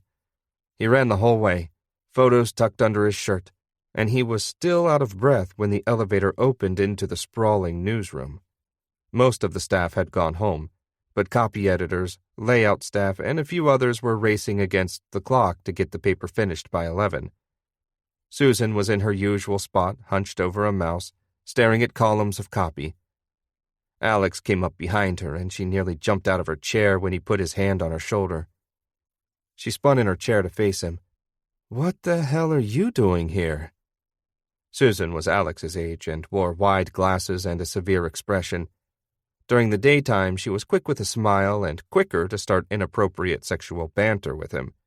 But after 6 o'clock, she wore an expression that said, If you waste even a second of my time, I will kill you." They'd landed jobs as interns at the same time and had slept together for a few months early on when they were both desperate to cling to someone in the chaos of their first real jobs in New York City. But neither had wanted anything serious, and they'd grown to become friends and mutual supporters. They were two of the youngest people in the city to hold their respective jobs, and they'd each helped the other get there. Alex said, "I have something big." "Don't fuck with me. I have like 10 minutes to edit 40 inches of copy." He dropped the photos on her desk. She thumbed through them and swiveled her chair back around to face the monitors. So we're running a photo of Dos Santos, right? Next to my piece on the deal?" "Of course. We always run art with your stories because they're so damn short." "Do me a favor. Run this one instead." He pulled out the photo of Fernandez pecking Dos Santos on the cheek. She studied the photo, then swiveled back around to study him. "Why?" "It's a long story, and you're in a rush, but the short version is this is the mother of the victim in the Mendoza trial. It's a huge conflict of interest, and Baxton won't let you drop the story tonight?" He shook his head. "No harm in running the photo. Look, I beat the rest of the city on this story, and I want people to know it, damn it. I sit next to those bastards from the Times and Post all day. I want to be able to point to this photo and say, 'Hey guys, look what I did.'" She smiled at him. "That's really pathetic, but okay. What about the cut line?" "What's a cut line?" "Didn't you go to journalism school?" "I did, but I was too busy rocking stories to learn obscure terms from journalism history." "The caption, the writing under the damn photo, jackass." Alex thought about it, then said, "Something like, defense attorney Diego Dos Santos with Maria Fernandez at the opening of the Washington Heights Latino Heritage Museum in February." "How many words do I get?" Susan was writing it down in a notebook on her lap. "You've got another line. Add, Fernandez is the mother of Victor Alvarado, who was killed last year at Vinny's restaurant. According to reports, Dos Santos and Fernandez dated in Miami in the mid-90s. Susan stopped writing. "That's too long. Plus, do you know the first thing they teach you about writing these things?" "Don't editorialize in a caption?" "It's called a cut line, but that's right. Don't editorialize in a cut line." "This isn't editorializing. This is fact." "But it has the effect of—" "It will." She frowned. "You know what I mean. And you know I gotta get this past the layout editor. She usually doesn't give me any crap, but if the cut line reads like anything other than universally acknowledged truth, she might." She paused and scribbled for a few seconds. "How about this for the second line? Fernandez is the mother of Victor Alvarado, the victim in the trial of Manny Mendoza." "Fine," he said. "I wish we could really go for it, but that's good enough for me to be able to take a victory lap on the off chance that someone breaks the full story before Baxton lets me break it tomorrow." Susan stopped writing and leapt up. "Gotta get this to layout." When she was on the other side of the newsroom, she turned and began walking back toward him. He noticed and met her halfway. "What?" he asked. "You are sure on this, right?" She reached her hand to his chest and met his eyes. "I mean, you're sure?" "There's nothing to worry about." Chapter 6. Alex's Apartment, Wednesday. Alex turned off his phone, closed the blinds, and slept soundly. Since Judge Butcher had issued a continuance, there'd be no court on Wednesday, and he'd be able to sleep in for the first time in a month. He'd thought of going back to Joey's after meeting with Susan at the Standard, but he wanted to spend the night in his own bed. She'd been half asleep when he called, and they agreed to check in the next day. Alex lived at the corner of 105th and Broadway, a no-man's land north of the Upper West Side and south of Columbia University. A king-sized Tempur-Pedic filled about 70% of the floor space, and he could almost reach into his kitchen, which was once a closet, from the edge of the bed. The apartment was cheap, small and close to the subways. He hoped he'd be able to upgrade soon. When he woke, it took him a second to remember where he was. He microwaved leftover coffee and sipped it while scrolling through emails on his laptop. So far, he hadn't gotten any response to his photo stunt. All he had from work was a reminder that he needed to be at the Standard at noon for a meeting. He turned on the TV, a 19-inch he'd had in his dorm room in college, and muted it, then flipped channels to see if the morning news or talk shows had picked up the story. Nothing. Maybe no one had noticed. Part of him was hurt, the part that craved attention and validation. The other part was relieved.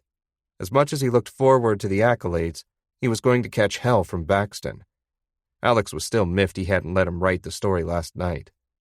Some news stories broke soft, and some broke hard. When a story broke soft, the news trickled out over the course of the day. People began to talk about it at work, maybe on their lunch breaks. Stories that broke soft built momentum throughout the day. Then drive-time radio and afternoon news picked them up, and by the end of the night, Leno and Letterman were commenting on it. When a story broke hard, people were already talking about it before the morning papers hit the newsstand. Usually this happened because someone at the paper tipped the late news shows or the morning talk shows. But the story had to have enough news value pop to get producers interested before the actual story came out. He was worried the news about Dos Santos and Maria Fernandez would break with a whimper. When his phone rang, he hoped it was some sharp TV producer who'd read the piece, picked up on the significance of the cutline, and desperately wanted Alex to appear on the news. But he recognized the number and answered full of fear because it was the Colonel. "Alex, you son of a bitch, what the hell were you thinking?" Baxton sounded 50% more pissed than Alex had expected. "Colonel, sir, I can explain. Get down here, now." It wasn't a request. Alex hung up, pulled on his standard gray jeans and black button-down, and rode the subway downtown to the Standard Media Building. Baxton must have been fuming because he wasn't in his office when Alex stepped off the elevator. He was pacing the newsroom like a predator waiting for his prey. He caught Alex's eye from across the room and gestured toward his office. As Alex made the death march to the corner, he caught a couple sideways glances and concerned looks from colleagues that added to his trepidation. When he met with Baxton in his office, it was usually a relaxed affair. In fact, he generally felt he had the upper hand. Baxton was typically so busy adjusting his pencils or straightening papers that he didn't have much energy to push Alex hard. He and Alex both knew Alex was a gifted reporter, and Baxton had fallen into the role of corralling him when needed, but in general, he let him run loose. When Alex closed the door behind him, Baxton was still standing, eyes locked on him, but Alex was ready. "Before you say anything, Colonel, just let me tell you why I did it. You know why I hate people your age? You think you always get to explain yourself. If this were the Army, you'd be running laps. We'd be hazing and beating the shit out of you." He smiled. "I guess I'm glad this isn't the Army. Colonel, please, just let me explain." He took a seat and eyed Baxton's chair, coaxing him to sit as well. He did, giving Alex his opening. "First of all, I made Susan do it. This is 100% on me. Secondly, journalistically, it's the perfect crime. We can deny we editorialized if things go bad. But if they go well, we can take all the credit. If you look at the cutline, there's no commentary there, strictly speaking. We simply published a recent photo of Dos Santos and mentioned, casually, who he happened to be with." He offered up his best shit-eating grin, but Baxton was not amused. "Are you done?" he asked. "I think so." "Do you have any morals at all?" Shut up, Vane. That was rhetorical." He paused and cleared his throat. "Let's get past the fact that you were so impatient and insecure you couldn't wait 24 hours. Let's skip past the fact that I shut down your story and that I'm your boss. Wait, you do know I'm your boss, right?" Alex didn't say anything. "That wasn't rhetorical, Vane. I want to hear you say it." "Yes, I know you're my boss." "Oh, good. Skipping past the fact that you do not have any influence whatsoever over photo layout or cutlines. Skipping past the fact you used your influence to make Susan do something she knew better than. Skipping past the fact that I had to pistol whip the photo guys to get them to tell me what happened. Skipping past all those things. Journalistically, this is bad, or at least could be bad. Not just bad, Very bad. It could also be good, Alex offered. Baxton stood and paced the office, talking with his hands. Could it be good? Of course it could be good. Of course there's a chance it works out. But do you know what else there's a chance of?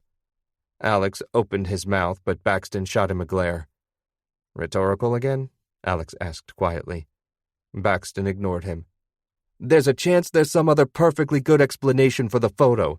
That the fact you didn't double-source this, that you didn't speak to Maria Fernandez or Diego Dos Santos, that you didn't speak to other people who were at the event, that you didn't follow even the most basic journalistic practices.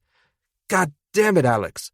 All of these things will embarrass us at best and, at worst, bring a torrent of calamity down on our damn heads.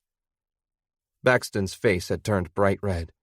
He ran a hand through his thin gray hair, then let out a long sigh. You must have someone protecting you higher up because I was going to fire your ass. I really was. What do you mean? You know I have bosses too, right? You know you and I aren't the only two people who work here. I know. I was going to fire your ass before you even came in today, but a couple of them talked me down. Said to see how it plays out. Alex was just glad Baxton didn't seem to know he'd slept with Joey Bonner. That might have pushed him over the edge. He was about to change the subject when there was a knock at the door. Come in, Baxton said, but not loud enough to be heard on the other side of the door.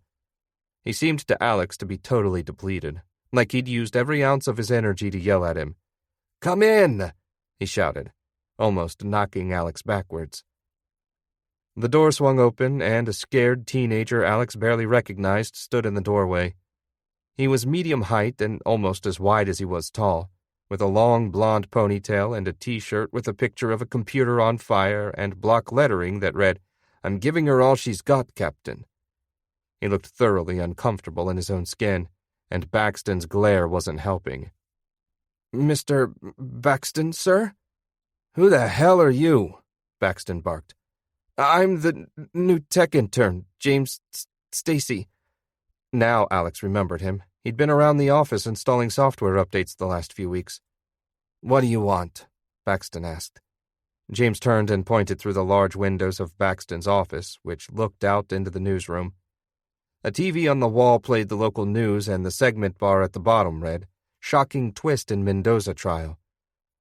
I was told to come tell you, James said. The photo has hit the news. Baxton and Alex hurried into the newsroom, where everyone stared up at a large flat-screen TV on the far wall. The anchor was just finishing up her background summary of the trial and its significance. Then a picture of the photo from The Standard popped up on the screen. This photo, printed this morning in the New York Standard, is causing quite a stir around the Lower Manhattan District Court. The photo claims to show the lead counsel for the defense, Diego Dos Santos, with the mother of the alleged victim in the trial of Manny Mendoza. If true, legal experts say it's a clear conflict of interest that could upend the trial. For more, let's go to Chris McKenzie at the courthouse. Chris? The shot changed to the steps of the courthouse, where Chris McKenzie looked gravely into the camera. Alex knew Chris from the trial. He was about 15 years older than Alex, wore boring brown suits and placid smiles, worked 4 or 5 hours a day, made twice what Alex made, and would probably get a national TV job any minute. Alex envied the hell out of him. Thanks, Rachel, Chris began. You're exactly right. Sources around the courthouse say that both the defense and the prosecution are in turmoil this morning as news of the photo trickles out. We don't yet have independent verification of the photo, but it's already causing quite a stir. You'll recall, questions were raised before jury selection as to whether Mr. Dos Santos had any conflicts that would keep him from representing Mr. Mendoza. He paused for a half-second and held a finger to his ear. I'm being told now that Judge David Butcher is calling an emergency meeting of counsel on both sides of this sensational trial. We don't yet have word as to what the precise purpose of that meeting will be, or when it will take place, but we'll be following the details for you all morning. Rachel, back to you. Phones started ringing around the office. Alex's cell phone vibrated in his pocket, and everyone in the newsroom alternated between staring at the TV and staring at him, some with envy, some with admiration, and some with looks he couldn't read. He'd broken a few stories before, but nothing like this. He'd felt the rush of being first on something, but he'd never experienced anything like what he was feeling. It was like being wonderfully tipsy and stone-cold sober at the same time, like he was making love to the most amazing woman on earth and finding out that she had become unexpectedly pregnant with his child at the same moment. It was like no other feeling in the world. Baxton put a hand on his shoulder. Well, you're in it now. For better and worse, we're all in it now. Chapter 7. Alex basked in the glow as long as he could, but a few minutes later, Baxton pulled him back into the office. After 5 more minutes of lectures, his boss moved on to the next steps. Here's what's going to happen. First, you will not take calls on this story. You will not answer questions. You will, so help me, Mary and Jesus, not appear on TV. Got it? Alex nodded. Second, you'll head down to that courthouse as soon as you walk out of here, and you'll go back to reporting the news. That means you'll piggyback off Mackenzie's stand-up at the courthouse, try to find out what happened at the meeting with Butcher, and so on. That clear? Alex nodded again. Finally, you'll approach Dos Santos or whoever you can speak with in his camp, and you will try to get a comment about the photos. He paused, then almost smiled. Know how to predict if a story has legs? Alex shrugged. The more he thought about it, the more he realized that if Baxton knew Joey was the source of the photos and that they'd slept together, he'd have fired him on the spot. He just wanted to get out of there. The stories that have legs are often the ones that confirm a pre-existing idea or prejudice, whether or not that pre-existing idea or prejudice is correct. People already think of Dos Santos as unethical, even corrupt. They were waiting for a nugget to pounce on. You gave them that nugget with the photo. Now, who the hell knows what's going to happen? All sorts of shit might come out. But you need to get Dos Santos on the record about this. Then at least our bases will be covered. Is that it, Colonel? I mean, I'm eager to get down to the courthouse and report the hell out of this for you. Baxton dismissed him with a wave of the hand and an admonition. Alex, you are on the thinnest ice a journalist has been on since God created editors. Don't blow it. Alex called Joey from the taxi, but her phone went straight to voicemail. He figured she was in with the judge and Dos Santos, but as he bounded up the steps of the courthouse, he realized he was wrong. The meeting was already over. To his left, Joey and her team were walking down the steps and waving for taxis, and a throng of reporters chased them. To his right, 3 or 4 TV crews were set up, their cameras trained on the large revolving door that led into the courthouse. Alex stopped on the top step, torn between heading in to find Biren and heading back down to try to talk to Joey. That's when he saw Diego Dos Santos emerging from the courthouse and walking right toward him. Dos Santos smiled and nodded at the cameras, then stepped within a foot of Alex, who was frozen on the top step. Dos Santos leaned in, still smiling. Get your ass to Fing's Dim Sum on Chambers Street in the next 10 minutes. Come alone, or I will ruin you. He stepped back and patted Alex on the back like they were old friends, then turned and smiled at the cameras, which had all turned to capture the pair. He said, And keep smiling, Alex. The cameras are rolling. Fang's was a famous hole-in-the-wall dim sum place in Tribeca that had been there since before Tribeca was cool. Alex had heard reporters and lawyers talk about it as a great spot for an early dinner, but no one ever took the time to go that far north for lunch on a workday. It took Alex a little over 10 minutes, but he arrived before Dos Santos and sat at a cracked linoleum table in a dark corner in the back. At a large round table next to him, 2 middle-aged women picked the stems off green beans while 3 others rolled dumplings. It was only 11 and the lunch rush hadn't arrived. He was hungry, and he figured if he was about to get reamed by one of the top defense attorneys in New York, he may as well do it on a full stomach. A man wearing an apron emerged from the back, and Alex ordered a plate of Fang's famous crab and pork dumplings and a black coffee. When Dos Santos came in, he looked around the restaurant, and as soon as he saw Alex, marched up and slid into the booth, facing away from the entrance. You son of a bitch. Alex reached out his hand. Alex Vane, New York Standard. I'm here on company time, and I should tell you that anything we talk about will be on the record." "Why did you set me up?" "I just thought I should tell you." "Screw you." Alex leaned back and wrapped his interlaced hands behind his head. "You're the one who asked me to lunch. Was it just to berate me?" The dumplings arrived, and Alex scooted them to the center of the table. "Wow, they're fast here. Help yourself. They're supposed to be the best in the city." Dos Santos said nothing. "Is this about the photo? I mean, you didn't just want to have dumplings with me, did you?" Dos Santos took a sip of Alex's coffee and slid it back across the table. Like I said, help yourself. What makes you think I had anything to do with that photo coming out in the first place? You must know reporters don't choose art or write headlines or captions. You really have no idea how bad a day you're having, do you? Alex dipped a dumpling in sauce. I'm not the one who just got outed with a conflict of interest that'll ruin my biggest case. Hell, maybe my career. I never set out to ruin anyone. But come on, his mother? He popped the dumpling in his mouth. How do you think I found out you were behind the photo? It was a good question, and it made him a little uneasy. Someone at the paper? They were pretty quick to throw you under the bus, Alex. I call to yell at editors at least once a week, and they usually stand tall for their reporters. In your case, the lawyer narrowed his eyes and studied Alex. Dos Santos looked older up close. He was in his mid-50s, but looked 40-ish in court and on TV. There were lines under his eyes and bronze-colored makeup that attempted to fill them. Effort had been taken to comb his thinning black hair over his bald spot. For a moment, Alex felt like his relative youth was some sort of shield.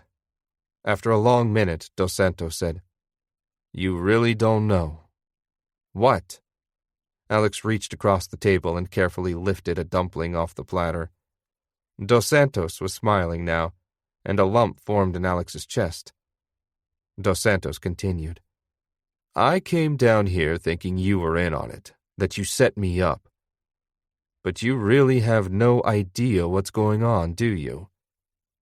Under normal circumstances, he would have feigned confidence, but Dos Santos wasn't bluffing. He bit the edge of the dumpling nervously, breaking the seam. A ball of pork and crab fell out and bounced off the table onto Alex's lap. Dos Santos chuckled. You got played, Alex. Alex wiped at the grease stain on his jeans casually, his head spinning. The picture you published is fake. It was staged. When I came down here, I figured you'd been in on it. But you're as innocent as I am. Now I need to know who leaked the photo to you. Someone is trying to screw with me, and if it was Bonner, well... Alex straightened his back and tried to muster some confidence. You know I won't tell you who my source was. Dos Santos laughed and ripped the paper wrapping off a pair of chopsticks, then popped a whole dumpling in his mouth. The key is to eat them whole, he said. They make them small here so you don't have to nibble. You're bullshitting. You're just trying to... Nope. You got played. You're lying, Alex said. But he barely believed it. As bad as it was to have defied the colonel, as long as he was right, he could recover from it. If Dos Santos was telling the truth, Alex didn't finish the thought. Man, Dos Santos said, I almost feel bad for you. It's a pain in the ass for me, but Judge Butcher gave me a day to prove the photo was fake. He threatened to throw me off the case, sure, but he gave me a day, and I won't need half that. You? He scoffed and shook his head. Your career is over. Dos Santos took another sip of Alex's coffee and walked out. After paying, Alex stumbled out of the restaurant. The sun had crested over the tall buildings of Tribeca while they were inside, casting a sharp light that burned his eyes. He dialed Joey, but again it went straight to voicemail. He considered calling the colonel, but what good would that do? He'd just yell at him louder if Alex raised the possibility that the photos were staged.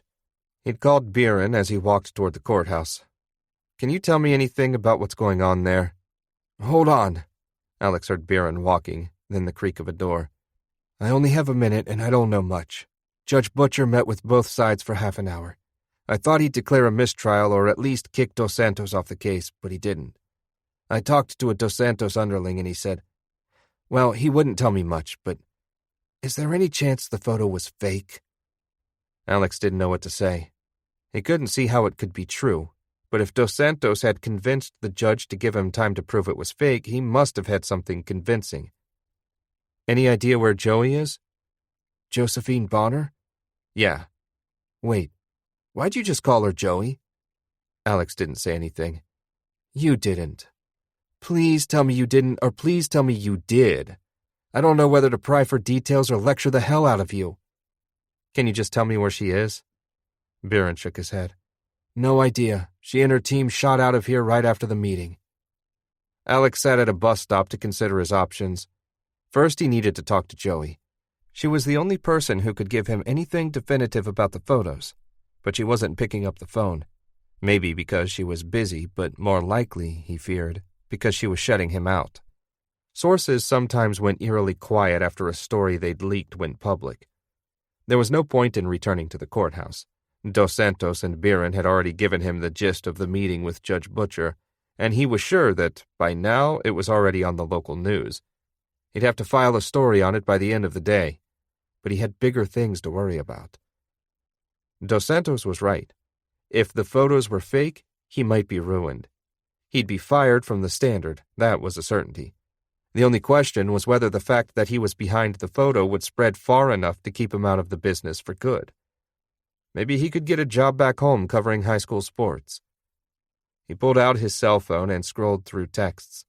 He'd been inundated with messages from journalists he knew, all wanting comments for their own stories. He squinted one eye as though he didn't want to see what might pop up. As he finished scrolling, a new text popped up from Lance Brickman, the Standard sports editor. Alex loved hearing from Lance, who'd taken him under his wing early on and, over the last year, become something between a mentor and a friend. He'd helped teach Alex how journalism worked in the real world, and, in exchange, Alex helped him meet his deadlines from time to time. As he read Lance's message, the lump in his chest tightened to a dense ball of dread. We need to talk. Meet me at Dive Bar at 5. Don't call me. Chapter 8. Alex introduced Lance to Dive Bar on the Upper West Side a few months earlier. He'd known within 5 minutes of meeting him that Lance wasn't the kind of guy who'd want to join him for a night at one of the swanky bars he went to with Biren. Dive Bar was more his style. Poorly lit, not especially clean, but full of real New York characters, the sort of people who hadn't yet been priced out of what was quickly becoming one of the most expensive neighborhoods in America. They poured a range of cognacs by the glass, and that's all Lance ever drank. It was well north of the Standard and nowhere near Lance's apartment, so that he suggested meeting there meant one of two things. Either he didn't want to be seen by anyone he knew, or he felt enough pity for Alex to be willing to make the trek uptown. Probably both. Since he couldn't think of anything else to do and couldn't stomach going back to the office, he arrived early. He didn't consider himself a day drinker, and he never wrote while drunk, but he'd nursed a beer all afternoon while making calls for his daily story on the Mendoza trial. He'd gotten through to a source in the judge's office who confirmed that Butcher had given Dos Santos 24 hours to clear up the implications of the photo. But despite a call every hour and 3 messages, he hadn't heard back from Joey. He hoped she was busy, and that she was avoiding him just to avoid being linked to the photo, but he feared she was avoiding him because she'd already gotten what she wanted from him. He wrote his story on his laptop and emailed it to the copy desk right before Lance strolled through the door in a brown overcoat and matching hat. Damn, kid. You look like shit. Lance spoke slowly, like someone who'd seen it all and wouldn't adjust his pace for anyone. In journalism, he had seen it all. He'd been a top sports reporter in New York City since the mid-'80s and was on a first-name basis with every player, general manager, and owner in the tri-state area. He'd declined several offers from ESPN to appear on their multi-box talking head shows out of loyalty to the Standard. At this point, he was as close as a reporter could get to living legend status. He hung his coat on a hook by the end of the bar, then took a seat 2 down from Alex. He set his soft leather briefcase on the chair between them. Did you file? Alex nodded down at his laptop on the bar. Just now. Good. Even when you're down, you must file. Lance ordered a Cavassier and Alex ordered another beer. When the drinks arrived, Lance took a small sip and pulled a cigar from the inner pocket of his coat. He ran it under his nose and inhaled deeply, then set it on the bar. Alex said, "So what did you want to tell me?" "That you might be screwed." "How? What's going on? I haven't talked to the colonel all day." "Ain't the colonel you gotta worry about." Lance pulled out a single piece of paper from his briefcase. He put the paper on the bar between them, but covered it with his hand when Alex reached for it. "You didn't get this from me, okay?" "Sure." "No," Lance said. "Really?" Alex looked up. "You didn't get this from me. Got that?" "Got it," Alex said. "I have friends at the post. Every once in a while, I'll give them a tip on something, and every once in a while, they'll do the same for me. Friend of mine there knows I know you. Reached out to me with this." Alex met his eyes. "I promise, I won't say anything." "Another thing. You cannot step on their story, okay? He gave me this because he trusts me, and he hoped I could get you to go on the record, since this is going to run anyway. I told him, hell no, Alex won't go on the record. But, you know me, I don't believe in much of anything except the fact that the Red Sox will never beat the Yankees in a playoff series. But I believe you don't step on another man's scoop, even when it's about you. Got it?" "Got it. How bad can it be?" "Bad. It's going to lead the Post in the morning. And they're still reporting it, so it could get worse by the time it goes to print." Alex flipped the page and read. It was copy for a story. No headline. A single photograph threw the murder trial of reputed drug kingpin Manny Mendoza into turmoil Wednesday, alleging that flamboyant defense attorney Diego Dos Santos maintains a secret relationship with Maria Fernandez, the mother of the alleged victim in the case, Victor Alvarado. If true, the relationship would be a conflict of interest too great to ignore and would likely eliminate Dos Santos from the trial. Confused? So was the New York Standard, the paper that released the photo. Why? The photo was staged. According to 3 sources contacted by the Post, the photo purporting to show Diego Dos Santos with Maria Fernandez at the opening of the Latino Heritage Museum in February actually shows Dos Santos with actor Gloria Ruiz, who bears a striking resemblance to Ms. Fernandez. A simple mix-up? A journalistic error? Nope. In an exclusive interview with Ms. Ruiz, the Post has learned that the photos were staged with the explicit intent of framing Mr. Dos Santos. After the photo came out on Wednesday, Ms. Ruiz told the Post that she was approached about a week before the event by a man who wouldn't identify himself. He said he wanted to play a trick on Mr. Dos Santos, that it was a big night for him because he'd helped fund the museum and they wanted to trick him. According to Ruiz, she was paid $5,000 in cash for just over 2 hours' work, half in advance and half the day after the event. She was provided with a ticket to the event, an outfit to wear, even given detailed instructions about how to wear her makeup. "They gave me photos of some woman," Ruiz said. "Told me to do my makeup to look like her. I asked them why, but they were really secretive. I figured it was just a gag until I saw the photo in the Standard yesterday." The photos she was given by the mystery man, obtained by the Post from Ruiz, show the real Maria Fernandez at a club opening in Miami. In the photos, Fernandez is dressed in the same outfit Ms. Ruiz wore on the night in question. Mrs. Fernandez could not be reached for comment. At the event, Ms. Ruiz got as close to Mr. Dos Santos as possible and was photographed with him in a number of situations. "He was shaking hands with everybody, kissing every cheek," she said.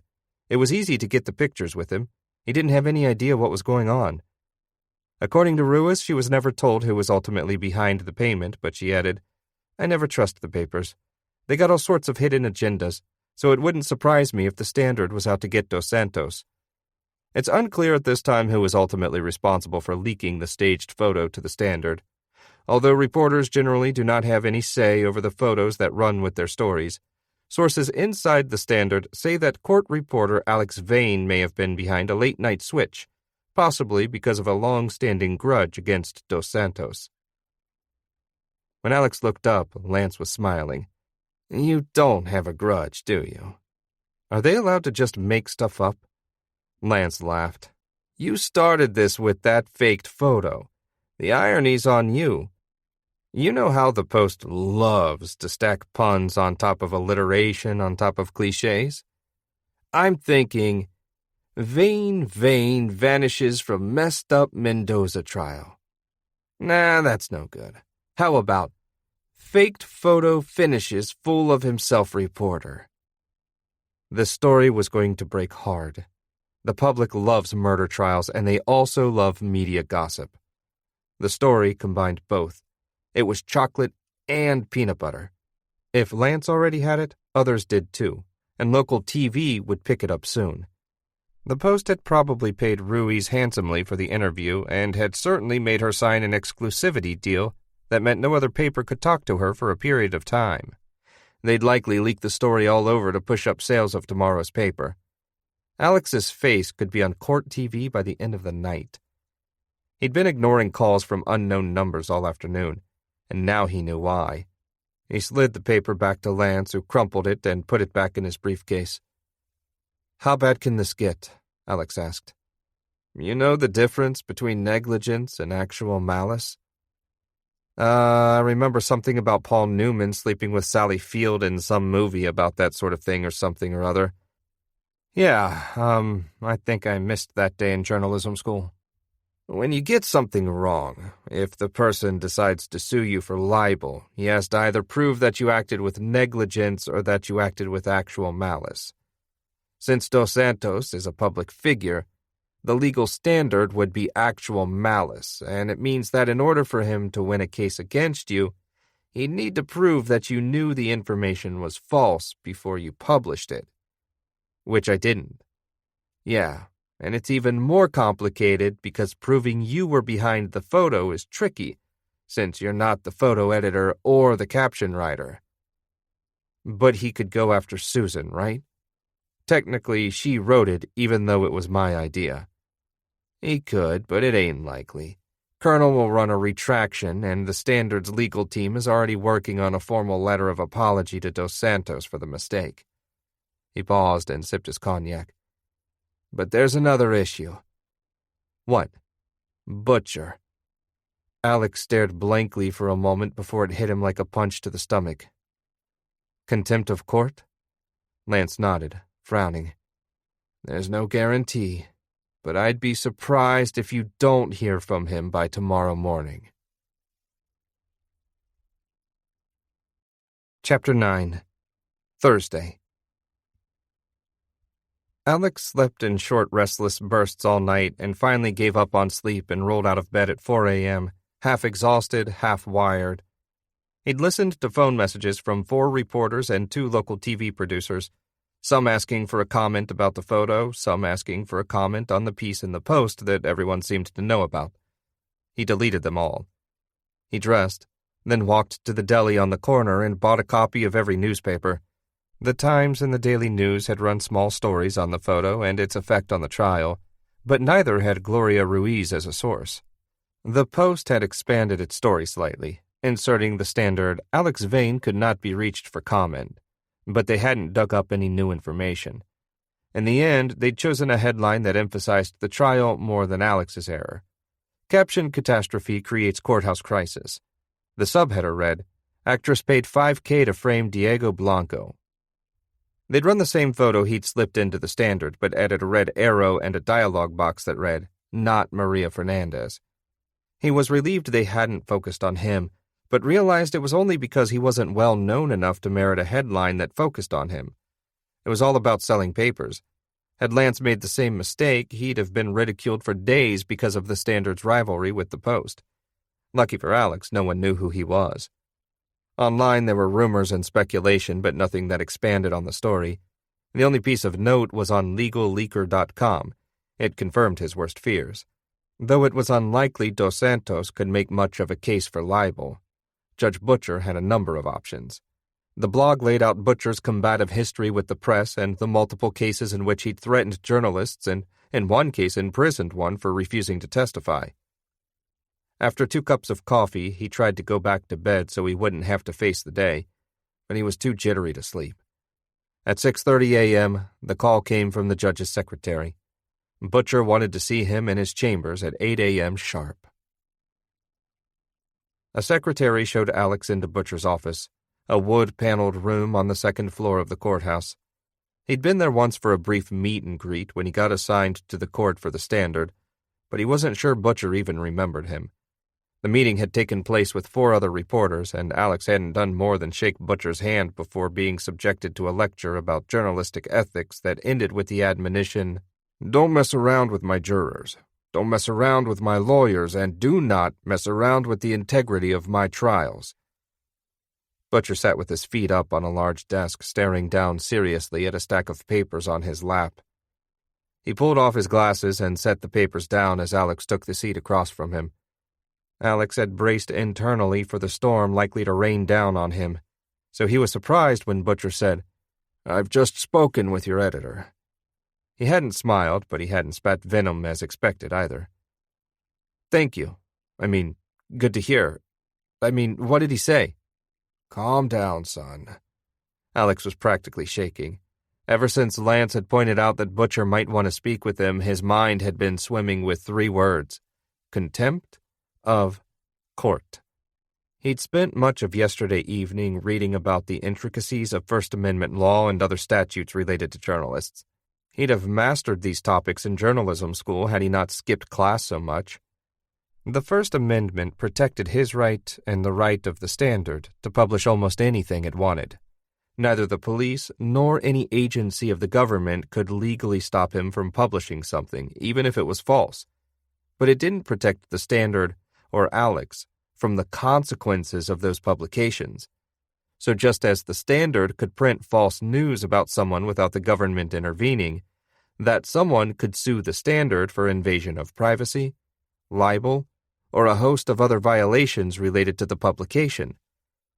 Judges had another power, the power to compel journalists to give up their sources.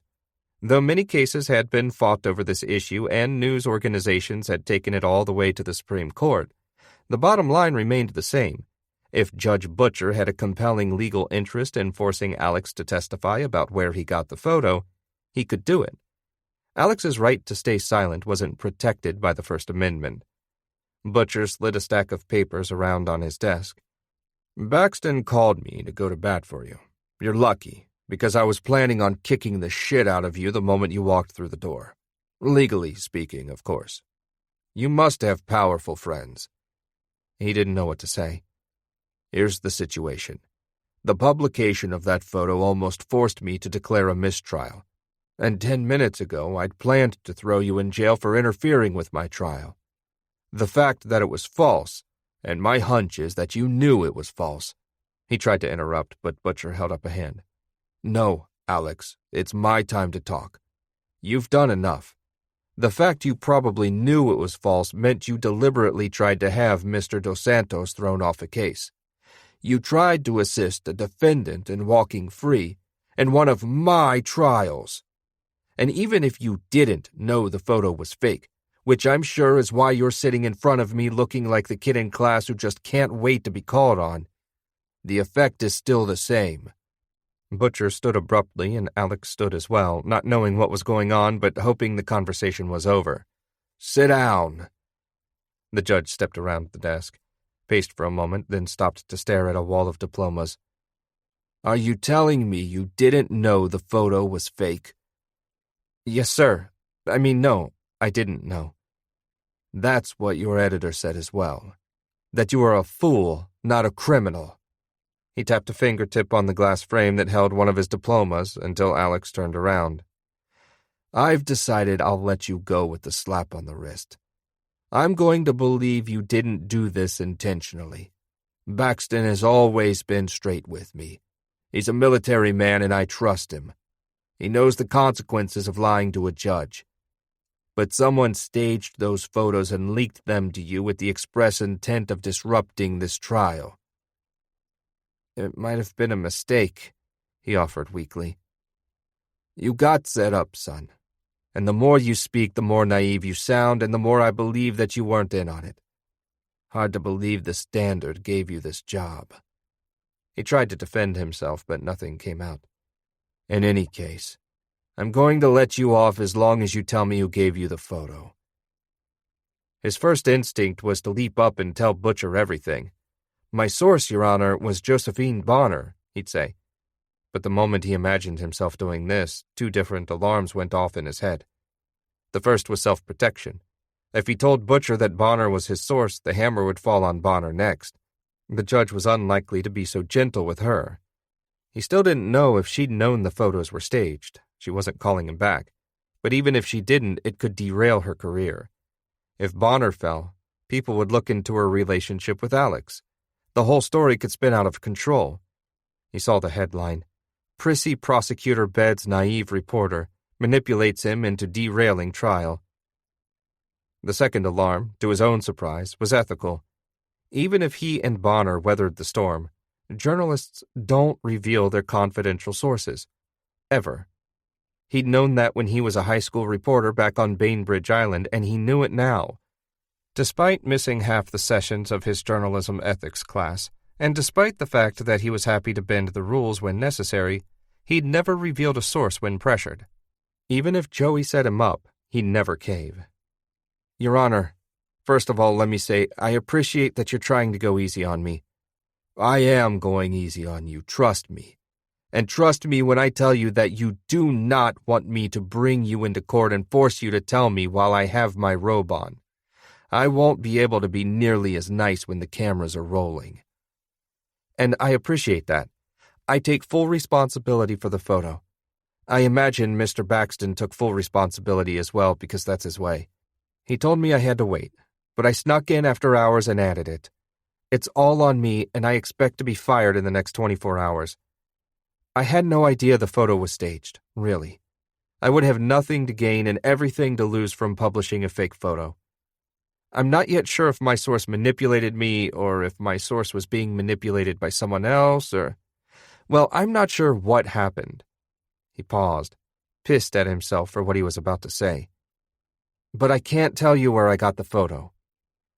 "Let's not do this, Alex. You know how this ends. It ends with you in jail until you name the source." He did know that. Butcher continued. "You have a reputation, Alex. You're talented, smart, going places. As much of a bastard as Baxton is, even he recognizes it. You go down this path, you become the poster boy for a First Amendment fight that's already been lost. Judges win this one every time. Here's your best-case scenario. You spend a couple hundred days in jail. The Standard spends millions on your defense, which they might do on principle, but trust me, they don't want to. Ultimately, when you can no longer stand the food, you end up telling me the source's name anyway." He sat back in his chair and put his feet up on the desk. "You'd make a crappy First Amendment martyr, Alex. Play ball on this one. Live to fight another day." He stood. "Sir, I can't. I'm sorry, but I think you understand I can't do that." Butcher stared at Alex with a smirk. "You've got guts, and I respect that. But you're going to lose this one, Alex. We're still in our continuance period until tomorrow at 8 in the morning. I'll give you until then. When the trial reconvenes, we're going to address the issue of the photo before the jury comes in. You give me the name, you and I stay on good terms. You don't? Well, write your lawyer's phone number on your arm and bring a picture of your mother to court with you, because you won't be home for a while." Chapter 10. He thanked Butcher and assured him he'd strongly consider naming his source. He had no intention of outing a source, but he had 24 hours to figure something out. He took a lap around the courthouse, looking for Biren, but another security guard told him his friend was off that day. He called his cell, but there was no answer. He sat on the courthouse steps and tried Joey's cell phone twice. 6 calls over the last day and a half, and nothing. It wasn't going straight to voicemail anymore, so Alex was pretty sure she was ignoring him. He tried her office number next, but was told she was in meetings all day and unavailable. Next, he tried the office of District Attorney Max Feinberg, who also told him she was unavailable. He ran a hand across his forehead. He was tired and confused. He was about to head back to the office when his phone rang. Baxton. "Colonel, I was just on my way into the office. I met with Butcher." "I know. Thanks for sticking up for me." "Wait, you know? How'd you know?" "I just spoke with him. Look, Alex, I'm trying to look out for you here. I really was going to fire your ass yesterday, but not because you got the story wrong. At the time, I didn't even know that. It was just the goddamn insubordination. I don't hold you back just to hold you back. I do it to help you avoid making mistakes like this, which embarrassed the hell out of you, and, more importantly to me, the Standard." He watched a couple TV crews set up on the sidewalk at the bottom of the courthouse steps. "I get it. I really do. I screwed up badly, and all I want to do is fix it." "Butcher wanted your source?" "Yep. Think of it from his angle. He has a job to do, which is to ensure the fairness of his trial. If there's a mistrial in this case, millions of dollars of taxpayer money will have been wasted. And if Mendoza walks free because the trial was corrupted by the press, as much as he has to be impartial, he knows Mendoza is a son of a bitch and wants him locked up as badly as anyone. Wait, hold on." Alex heard Baxton talking to someone else in the room. A CNN van had parked out front, and a stunning reporter, getting her hair brushed on the sidewalk, was about to go live. While he was in with Butcher, the sky had darkened and a light rain had started to fall, so 3 assistants stood around her holding umbrellas. For a moment he wondered whether they had any news or if they were just doing a check-in or summary, anticipating the reconvening of the trial the next day. Then he realized he didn't really care. He wanted nothing to do with this trial or the story. He just wanted it to go away. "Alex, I'm back. I'm still stuck on why you talked with Butcher. Told him to call me when you got out. Told him I'd do everything I could to convince you to give up the source." "What?" "Said I'd push you hard. Colonel, as bad as I screwed up, and I know I did, I can't give Butcher my source. I'm 99% sure the source played me, and I don't know the source anything. But still, I can't. If I did, no source would trust me again. I'd be finished. Not to mention that even though I'm pissed as hell, I just couldn't sleep at night if I outed her, him. You're doing an excellent job of avoiding gendered pronouns." "I know you want me to tell. I want the opposite. I wouldn't give Butcher a source if he had a gun to my head." "But you said—" "Journalists don't give up sources, Alex." "What are you saying?" "You can't give up the source. And if you don't, you'll end up in jail tomorrow around 8:03 a.m., right? Unless he's bluffing." The distant sound of Baxton tapping on his desk in a steady rhythm came through the receiver. "He's not bluffing, but he might be overreaching. Technically, he's supposed to try to get the information elsewhere before compelling a reporter to testify." "Is that something we can argue?" "I mean, we could try. The Times got a 4-week delay once when a legal team was trying to get one of their reporters to testify. Appeals courts have ruled in the past that journalists get the benefit of the doubt and the burden is on the lawyers or the judge to show why only the journalist can provide the info." "But Butcher could show that. More than that, I don't think he really cares right now. I mean, we could appeal, but in the meantime, my ass would be in jail." "Yeah." He walked down the stairs and stepped under the plastic covering of a bus stop to get out of the rain. "So what do I do?" "Did I ever tell you about Captain Wally?" "No, but I don't—" "Captain Wally was my commander in Nam. Died from friendly fire in '68. Hell of a guy and a hell of a tragedy. We used to play cards for hours, just waiting for something to happen in the evenings. No women, 5,000 miles from home. All we had was cards. Anyway, he taught us this game called Omaha High-Low. 4 cards in your hand, 5 communal cards on the table. Fun as hell. And you have to use 2 of your whole cards combined with 3 from the board to make your highest possible hand, and your lowest possible hand. Highest hand and lowest hand split the pot." "Colonel, it's not that I don't love your Nam stories, but do I need to know all the rules?" "I'm getting there. In Omaha High-Low, you're always thinking about hands that can win low and hands that can win high. But the players who understand the game are always trying to scoop the pot, winning high or low while everyone else folds. For example, when you've got a high hand, you have extra incentive to bet the river card because, if you could get the low hand to fold, you keep the whole pot. That's what Captain Wally would do. Wally just used it as a way to win cigarettes and money from us so he could, well, I don't want to speak ill of the man, but let's just say he had a fondness for Asian women. Us grunts tended to overbet on high hands just because we were more familiar with the combinations. Like everyone knows that 3 kings is a good hand, but in Omaha high-low, ace 2, 3, 5, 7, for example, is even better. He had a hunch where this was going. Colonel, please don't tell me this is an elaborate metaphor. Oh, but it is, Alex, and it's my favorite one, too. He sighed. I'm listening. Journalism is one of the highest pursuits on earth. Speaking truth to power, shining light on dark places, representing those without a voice. I came back from Nam, and I'd fought like hell over there and was proud of my service. But I was also proud of the press that had hammered Nixon into submission. Anyway, it's a noble pursuit. It's the royal flush of jobs. But it's also the lowest, dirtiest game there is. It's the ace 2, 3, 5, 7 of professions. That's right, Alex. I know there's a lesson here somewhere, but I'm not seeing it. Are you telling me to scoop the pot? No. Your hand is shit, Alex. You're the grunt who bets the hell out of a mediocre high hand without understanding the rules. That I got. It's a new hand, Alex, and if I were you, I'd go low. How do I do that? I can't advise you to do anything illegal, but I will say this. You can't out a source, right? But if someone else does, you'll no longer be on the hook. His eyes widened. He had an idea. Colonel, can you transfer me over to that new tech intern? What was his name again?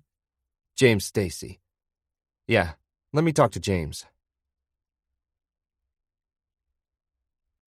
Chapter 11. Joey's office was on the 4th floor of the Louis J. Lefkowitz State Office Building, about 10 blocks north of the courthouse. Alex jogged the whole way, slowing to a walk only a block away to catch his breath. He was soaking wet when he took a seat on a bench in the park across the street. James arrived a few minutes later. He shuffled over to the bench, shivering under a large umbrella. I don't feel good about this. You can't get in any trouble, Alex said. And you're not going to tell me what it's for? You don't want to know. Is it waterproof? James pulled a tiny digital recorder out of his pocket.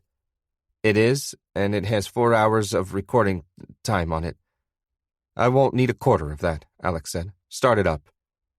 James pressed record, and Alex slid it into the pocket of his button-down. How close do I need to be? It'll pick up everything within 5 feet or so, assuming there's not too much background noise. Thanks. You know it's illegal to record conversations without telling someone, right? I'll be careful, Alex said. And if I do this right, the recording will never see the light of day.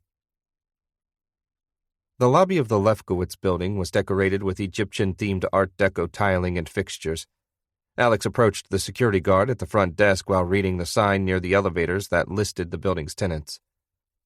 Alex Vane, New York Standard, he said. I'm here for an interview with Assistant District Attorney Miller, 4th floor. The security guard was young, with a pudgy, confused face. Alex was pretty sure he had him. Mr. Miller is away this week. Are you sure you have the right time? He was thinking on his feet. Maybe I'm supposed to meet with his assistant? My editor set this up. The whole staff is away. Can I see the DA then? Maybe he can answer. I'm sorry about the mix-up, sir, but I can only let approved guests in the elevator. Who did you say you're with? I can call up and ask if they'll see you. He'd blown it by leading with a concrete name, and he knew it. The New York Standard. But don't bother, it's really Miller I need to speak with. I'll just call his office next week. He returned to the bench, then called Biren. The phone rang 5 times and went to voicemail, but he called right back. Biren finally answered with a groggy, I'm asleep, Alex. Then wake up. Okay, what is it? Do you think Joey Bonner would take a call from you? Joey emerged from the revolving door about 10 minutes later wearing her usual red heels carrying a wide umbrella. Alex jogged across the street and called from behind her. Joey! She didn't hear him. The rain was coming down harder now, and the passing traffic sped by, causing a loud whooshing sound. He slicked his hair back to keep water from dripping in his eyes. A taxi stopped, and he stepped toward her as she opened the door. "Joey!" She turned. "Oh, it's you." She appeared surprised for a moment, then smiled broadly. "It's so good to see you. Don't mess around with me. You've been ignoring my calls, and we need to talk." She glanced around her, swung open the door, and said, "I got a call from a source at the courthouse. Judge is meeting with Dos Santos for some reason, and I need to get down there. Get in." He did, and she followed him. "Lower Manhattan District Courthouse," she told the driver. She turned to Alex. "Sweet of you to visit me at work." "I called. Many times." She didn't say anything. He wanted to believe she hadn't been ignoring his calls, hadn't known the photos were fake, but he couldn't. "Joey, the photos. You set me up, right?" "I don't know what you're talking about. You were the one who snooped in my apartment and found them. You wanted me to find them." He ran a hand through his hair, brushing water onto his shirt. "Tell me, was getting those photos out there the plan all along or just an added bonus?" She put her phone in her purse and turned to him. "You're sweet. And naive. It's not an either-or. You're the second person who's called me naive in the last 24 hours. She smiled. He said, "Would you have taken me home that night if you hadn't known you could get me to run that story?" She put her hand on his knee. "Does it matter now? You're trying to fit this into black and white, right and wrong. Those things aren't real. But you used me. We used each other, Alex. I had a great time with you that night. I know you did too. Trust me, I could tell." She gave him a sideways look. "And you must have known there was at least a chance those photos weren't real. I can't be the first source who's taken advantage of you." He probably should have known. The faked photos wouldn't have made a top 10 list of the worst things lawyers had done to one another to try to affect a case outside the courtroom. As dirty a business as journalism could be, law was much worse. And yet it hadn't even occurred to him. "Did you hire Gloria Ruiz yourself?" he asked. She laughed. "Of course not. I had nothing to do with that." "But you told your Oppo research team to dig up dirt on Dos Santos. Did you tell them to create dirt if they couldn't find enough?" She smoothed her hair and smiled. "Don't tell me I've shaken your faith in the legal system." "How'd you know I wouldn't tell anyone you gave me the photos?" "It would ruin your career. You can recover when you get something wrong through an honest mistake, but not from outing a source." She thought for a moment. "And you're a good guy." Alex brushed her hand off his leg. "But you knew it would screw me over. You had no knowledge the photos were fake. You're on safe ground in terms of libel and actual malice. No way Dos Santos sues you. But that doesn't... You're not going to get me to feel bad about this, Alex. We had a great time and this will all blow over in a couple days. I'd love to see you again, actually." "Are you serious?" "Alex, look. This was a fourth-quarter Hail Mary for me. Once Brittany Dearborn showed up, we knew we'd probably lost. Mendoza rejected our deal, and tomorrow morning we're going to get our asses handed to us when Dearborn testifies. We think Mendoza's people threatened her, or paid her, possibly both. We thought maybe we could get Dos Santos thrown off the case, throw the defense into turmoil. It didn't work. You took a loss. I'm taking a loss. We're even." "Even?" He turned away and watched a few raindrops slide down the window. "Butcher's going to throw me in jail." She put her hand on his shoulder. "He's bluffing. He's done it before." She didn't say anything. "Look," he said, "I can't tell Butcher you're my source." "No, you can't." He turned toward her and her hand fell off his shoulder. "But you can." She didn't seem to understand. "I'm not going to take the fall for this, Joey. The only thing Butcher has on me is that I won't tell him who the source was. If he already knows, he can't do anything to me." "But why would I admit it?" He pulled the digital recorder from his pocket. "Because if you don't, I'll leak the audio of you telling me that you're the source of the photos." She stared at the recorder in his hand. She didn't look at him, but he imagined her lunging for it. He leaned away and said, "Okay, technically, I won't leak it. I would never out a source. But," he smiled, "someone will." For the first time in the entire exchange, there was fear in her eyes. That's low, Alex. Think about it. I could have my lovely new tech intern cut the parts of me talking out and splice together your clips. What was it you said a minute ago? You must have known there was a chance the photos were fake? Something like that? Newspapers these days love multimedia stories. Helps them push web traffic. She narrowed her eyes like she might hit him. My bet is TV will pick it up by... He shrugged. What, end of day tomorrow? I wonder if my editor knows anyone at Court TV. He switched to his news anchor voice. Vixen prosecutor uses fresh-faced reporter to frame Diego Blanco. Will she be arrested or just disbarred? Details at 11. She was looking right at him, her jaw tight. You wouldn't. She was right. He wouldn't leak the recording. It was an outright bluff. I'll be honest. He held her gaze. I was ready to go to jail. Not for you, but because it's what journalists have to do. But I spoke with my editor and he offered me some wisdom. What he said, essentially, is that journalism's a dirty game. When they go low, we go lower. He paused, dangling the recorder a few inches in front of her face. I'll ruin you. The taxi slowed in front of the courthouse, but Joey asked the driver to circle the block a number of times. They rode in a thick silence interrupted only by the occasional blare of a horn or the splash of a puddle. Alex felt her mind working, scheming. Even then he was attracted to her. Try as he might, and his salvation seemed to rely on his trying. He couldn't hate her for what she'd done. She was more experienced than him, and she'd beaten him this time.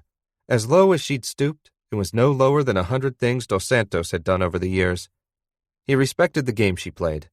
His regret was that he hadn't played it better. After a full loop of the courthouse, she said, If you do this, no one will believe it. And if they do, it might take me down, but I can drag you down with me. He scoffed. I'm going to be in jail in about 18 hours. I'm going down either way. She reached for the recorder, but Alex turned away. If that's all you have, she said, I'll be able to weather it. Claim it was fake. Maybe, but it will be enough for Butcher. He and my editor are friendly. He'll believe the recording is real, and he'll drop his demand for me to testify. You might be able to weather it, but you might just end up in jail. He paused, watching her think. There is another way, though. She smiled. Are you thinking what I'm thinking? He smiled back, but said nothing. I was right about you, Alex. You're a good guy. You'd never lie in court, never lie to a judge. But you have no such qualms.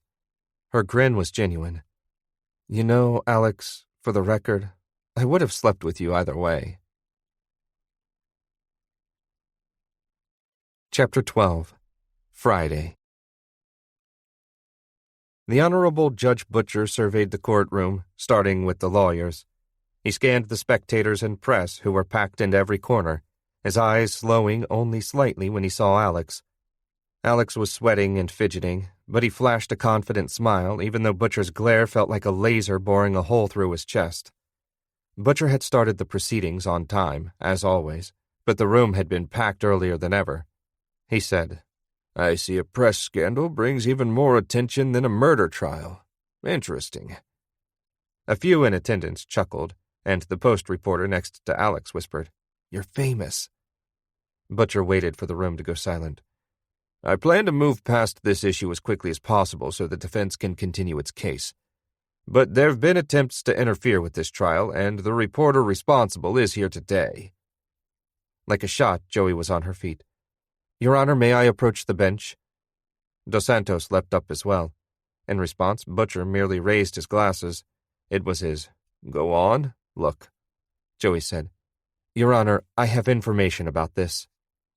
The jury isn't present, Miss Bonner. You can just say it. I know, Your Honor, but this issue is sensitive. He nodded. Both of you, quickly. Joey and Dos Santos approached the bench, and the whole courtroom leaned forward.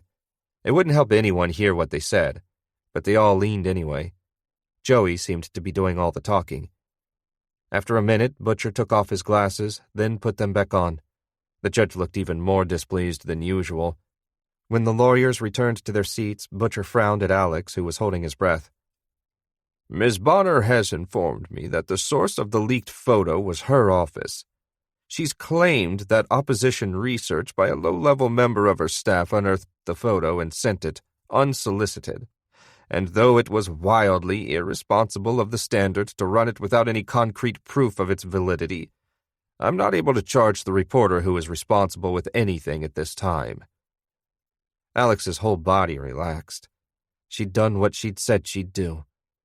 Of course, Mr. Dos Santos may choose to bring a libel case, but that's not the purview of this court. Butcher paused and sighed deeply. I'll be doing everything in my power to confirm Ms. Bonner's story, and if it turns out to be untrue, Ms. Bonner herself will be held in contempt. Further, Ms. Bonner has requested a mistrial, a highly unusual move for a prosecutor. I have declined. This case will go forward. Mr. Dos Santos, are you prepared to call your next witness? Dos Santos stood and turned toward Alex, but he didn't make eye contact. Your Honor, we will be calling Brittany Dearborn. Butcher asked the bailiff to bring in the jury, and 5 minutes later, Dos Santos called his star witness. Dearborn was tall, like a runway model, and walked like one toward the front of the room. She was slim, and her black hair reached exactly to her waist. She wore a form-fitting white pantsuit and looked to Alex like she was auditioning for a role as a smooth-talking political consultant, if not a European heiress. At the front of the room, she swore to tell the truth, but Alex didn't believe a word of it. She was too polished, too sincere. He'd believed Joey when she told him Dearborn had been coached and possibly bribed by friends of Mendoza. Dos Santos took his time establishing her as a witness. This was his moment of glory, and he wanted all the camera time he could get. Dearborn testified that she'd worked at Vinny's for over a year and had waited on Mr. Mendoza dozens of times, every Friday night and often once or twice during the week. She added that he was always polite, always respectful, and always tipped well. When she spoke of Mendoza, she sounded like she was describing a favorite uncle who held a special place in her heart. Definitely not the murderer who ran drugs up and down the East Coast. Next, Dos Santos asked her about Victor Alvarado. According to her testimony, he'd accompanied Mendoza to the restaurant once or twice, but that he made her very uncomfortable. At this, Joey leapt from her seat. Your Honor, this is speculation, character assassination. Overruled. The witness will be allowed to share her impressions of the victim. But the victim isn't here to defend himself. Butcher gave her his sit-down look. Noted, and overruled. Dos Santos paced a moment as if he wanted the jury to revel in Butcher's decision along with him. What was it about the victim that made you uncomfortable? He grabbed me once. A few months earlier, I was getting him a beer and he came up behind me at the bar and grabbed my... She teared up, looked down at her lap. It's okay, Miss Dearborn. I know this is hard to relive, but... She looked up suddenly. He grabbed my butt and pulled me against him, just out of nowhere, like he owned me. Did you tell anyone? I just turned and swiped his hand away. I pretended like it hadn't happened. After 15 more minutes of questions relating to Mr. Alvarado's previous visits to Vinny's, Dos Santos finally got to the night in question. The entire courtroom was still. Necks craned forward. The only sound was the clicking of the court reporter's keyboard. Dos Santos turned toward the cameras. He was on stage and he knew it. When Mr. Alvarado appeared, what was the first thing you noticed? Dearborn looked at the floor, as though she couldn't bear to relive it. He seemed upset. His face was blotchy, and he walked right up to the table where Mr. Mendoza was eating. Had he been drinking? Objection, Joey's voice exasperated. Sustained. Apologies, Dos Santos said. Just tell us, in your own words, what happened next. Did you hear any conversation between the victim and the defendant? A little, but not all of it. I was afraid of Mr. Alvarado, of the, victim. So when he came in looking angry, I went to the back, the kitchen. And you were afraid of him because... What I said before, from when he grabbed me. And when did you come back into the dining room? She squinted as though thinking. Probably 5 minutes later. I brought Mr. Mendoza his dessert, a tiramisu. And what was going on when you came back into the dining room? She took a moment to compose herself, then glanced at the jury. They were talking loud, but not shouting. Something about how Mr. Alvarado had lost money gambling. I tried not to listen to the details. I set the plate down in front of Mr. Mendoza and was going to return to the kitchen, and where was Mr. Alvarado at this time? He was standing up to my right as I set the dessert down across the table. And Mr. Woodrow was sitting down to my left. And what happened next? Mr. Alvarado reached across the table and... She trailed off. The room was quiet. Even Alex was immersed in her story, though he was 90% sure she was lying. Dos Santos let her inability to speak hang there for a few seconds. I know this is difficult, but please, what did he do? He slapped me. On your arm? No. In your face? Not my face. He slapped my breasts with the back of his hand. Dos Santos shook his head, appalled. Quietly, full of compassion, he asked, Ms. Dearborn, did he say anything at that time? He said to Mr. Mendoza, how about I turn this bitch out? I can make 10 grand a day with her on the street. Then I can pay you back. A few tears rolled down her cheeks and dropped with a small splash, staining her pantsuit. And what happened next? Dos Santos asked. I was stunned, and Mr. Mendoza said something like, don't talk to her that way. But Mr. Woodrow stood right up, and that's when Mr. Alvarado lunged at Mr. Mendoza. I jumped back toward the kitchen just as Mr. Woodrow wedged his body between them and pushed Mr. Alvarado away. It wasn't even much of a shove, but Mr. Alvarado stumbled, and that's when he struck his head on the bar. She held up her hand like she needed a minute. Though Joey had convinced him she was lying, Alex had a hard time not believing the waitress. If she was acting, she had a bright future in the movies. Dos Santos would go on for 2 more hours, and Joey would do everything she could to poke holes in Dearborn's story. But Alex knew what the jury knew, what Dos Santos knew, and what Joey herself had known the day before. It was over. When the trial broke for lunch, Alex found Biren sitting on the courthouse steps eating a sandwich from a wax paper bag. He sat next to him and patted him on the back. She may be lying, but Dearborn just got Mendoza off. You sure? Yeah, she was great. What about you? Joey did what she said she'd do. She lied her ass off to the judge. Will it work? Alex stretched out his long legs and watched the TV crews set up for their stand-ups along the street. Already did. She'll try and fail to find out who in her office leaked the photo. I'll confirm the story she told the judge, that I got it from an anonymous source who sent it in an unmarked envelope, and no one will ever get to the bottom of anything. The legal system will roll on as though nothing happened. You'll lie to the judge? I'll confirm her lie. And he may not even ask me. His beef is with the source, not me. Biren finished his sandwich, balled up the wax paper bag, and threw it at Alex. I know it's a fine line, Alex said, but I'll be able to sleep at night. You're lucky as hell, you know that, right? Alex sighed. Yeah, I really dodged a bullet. A bullet you shot yourself. The TV crews went live, and Alex watched them carefully. He thought he might want to get into TV someday. But not yet. He was lucky the colonel would let him keep his job at the Standard, and no other news organization would touch him for months, maybe years. Anyway, it's worth celebrating, Biren said. You want to hit Bar 76 tonight? I don't know. You might have a better chance meeting someone uptown.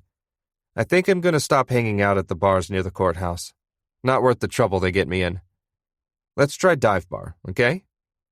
Okay, Biren said. But you're buying. We hope you've enjoyed this production of The Cutline, an Alex Vane novella by A.C. Fuller, narrated for you by Joe Hempel. This has been a Find Away AudioWorks production presented by Orange Sky Audio, produced by Ren Krause. Copyright A.C. Fuller 2020. Production copyright 2021 by Orange Sky Audio. All rights reserved. Thank you for listening.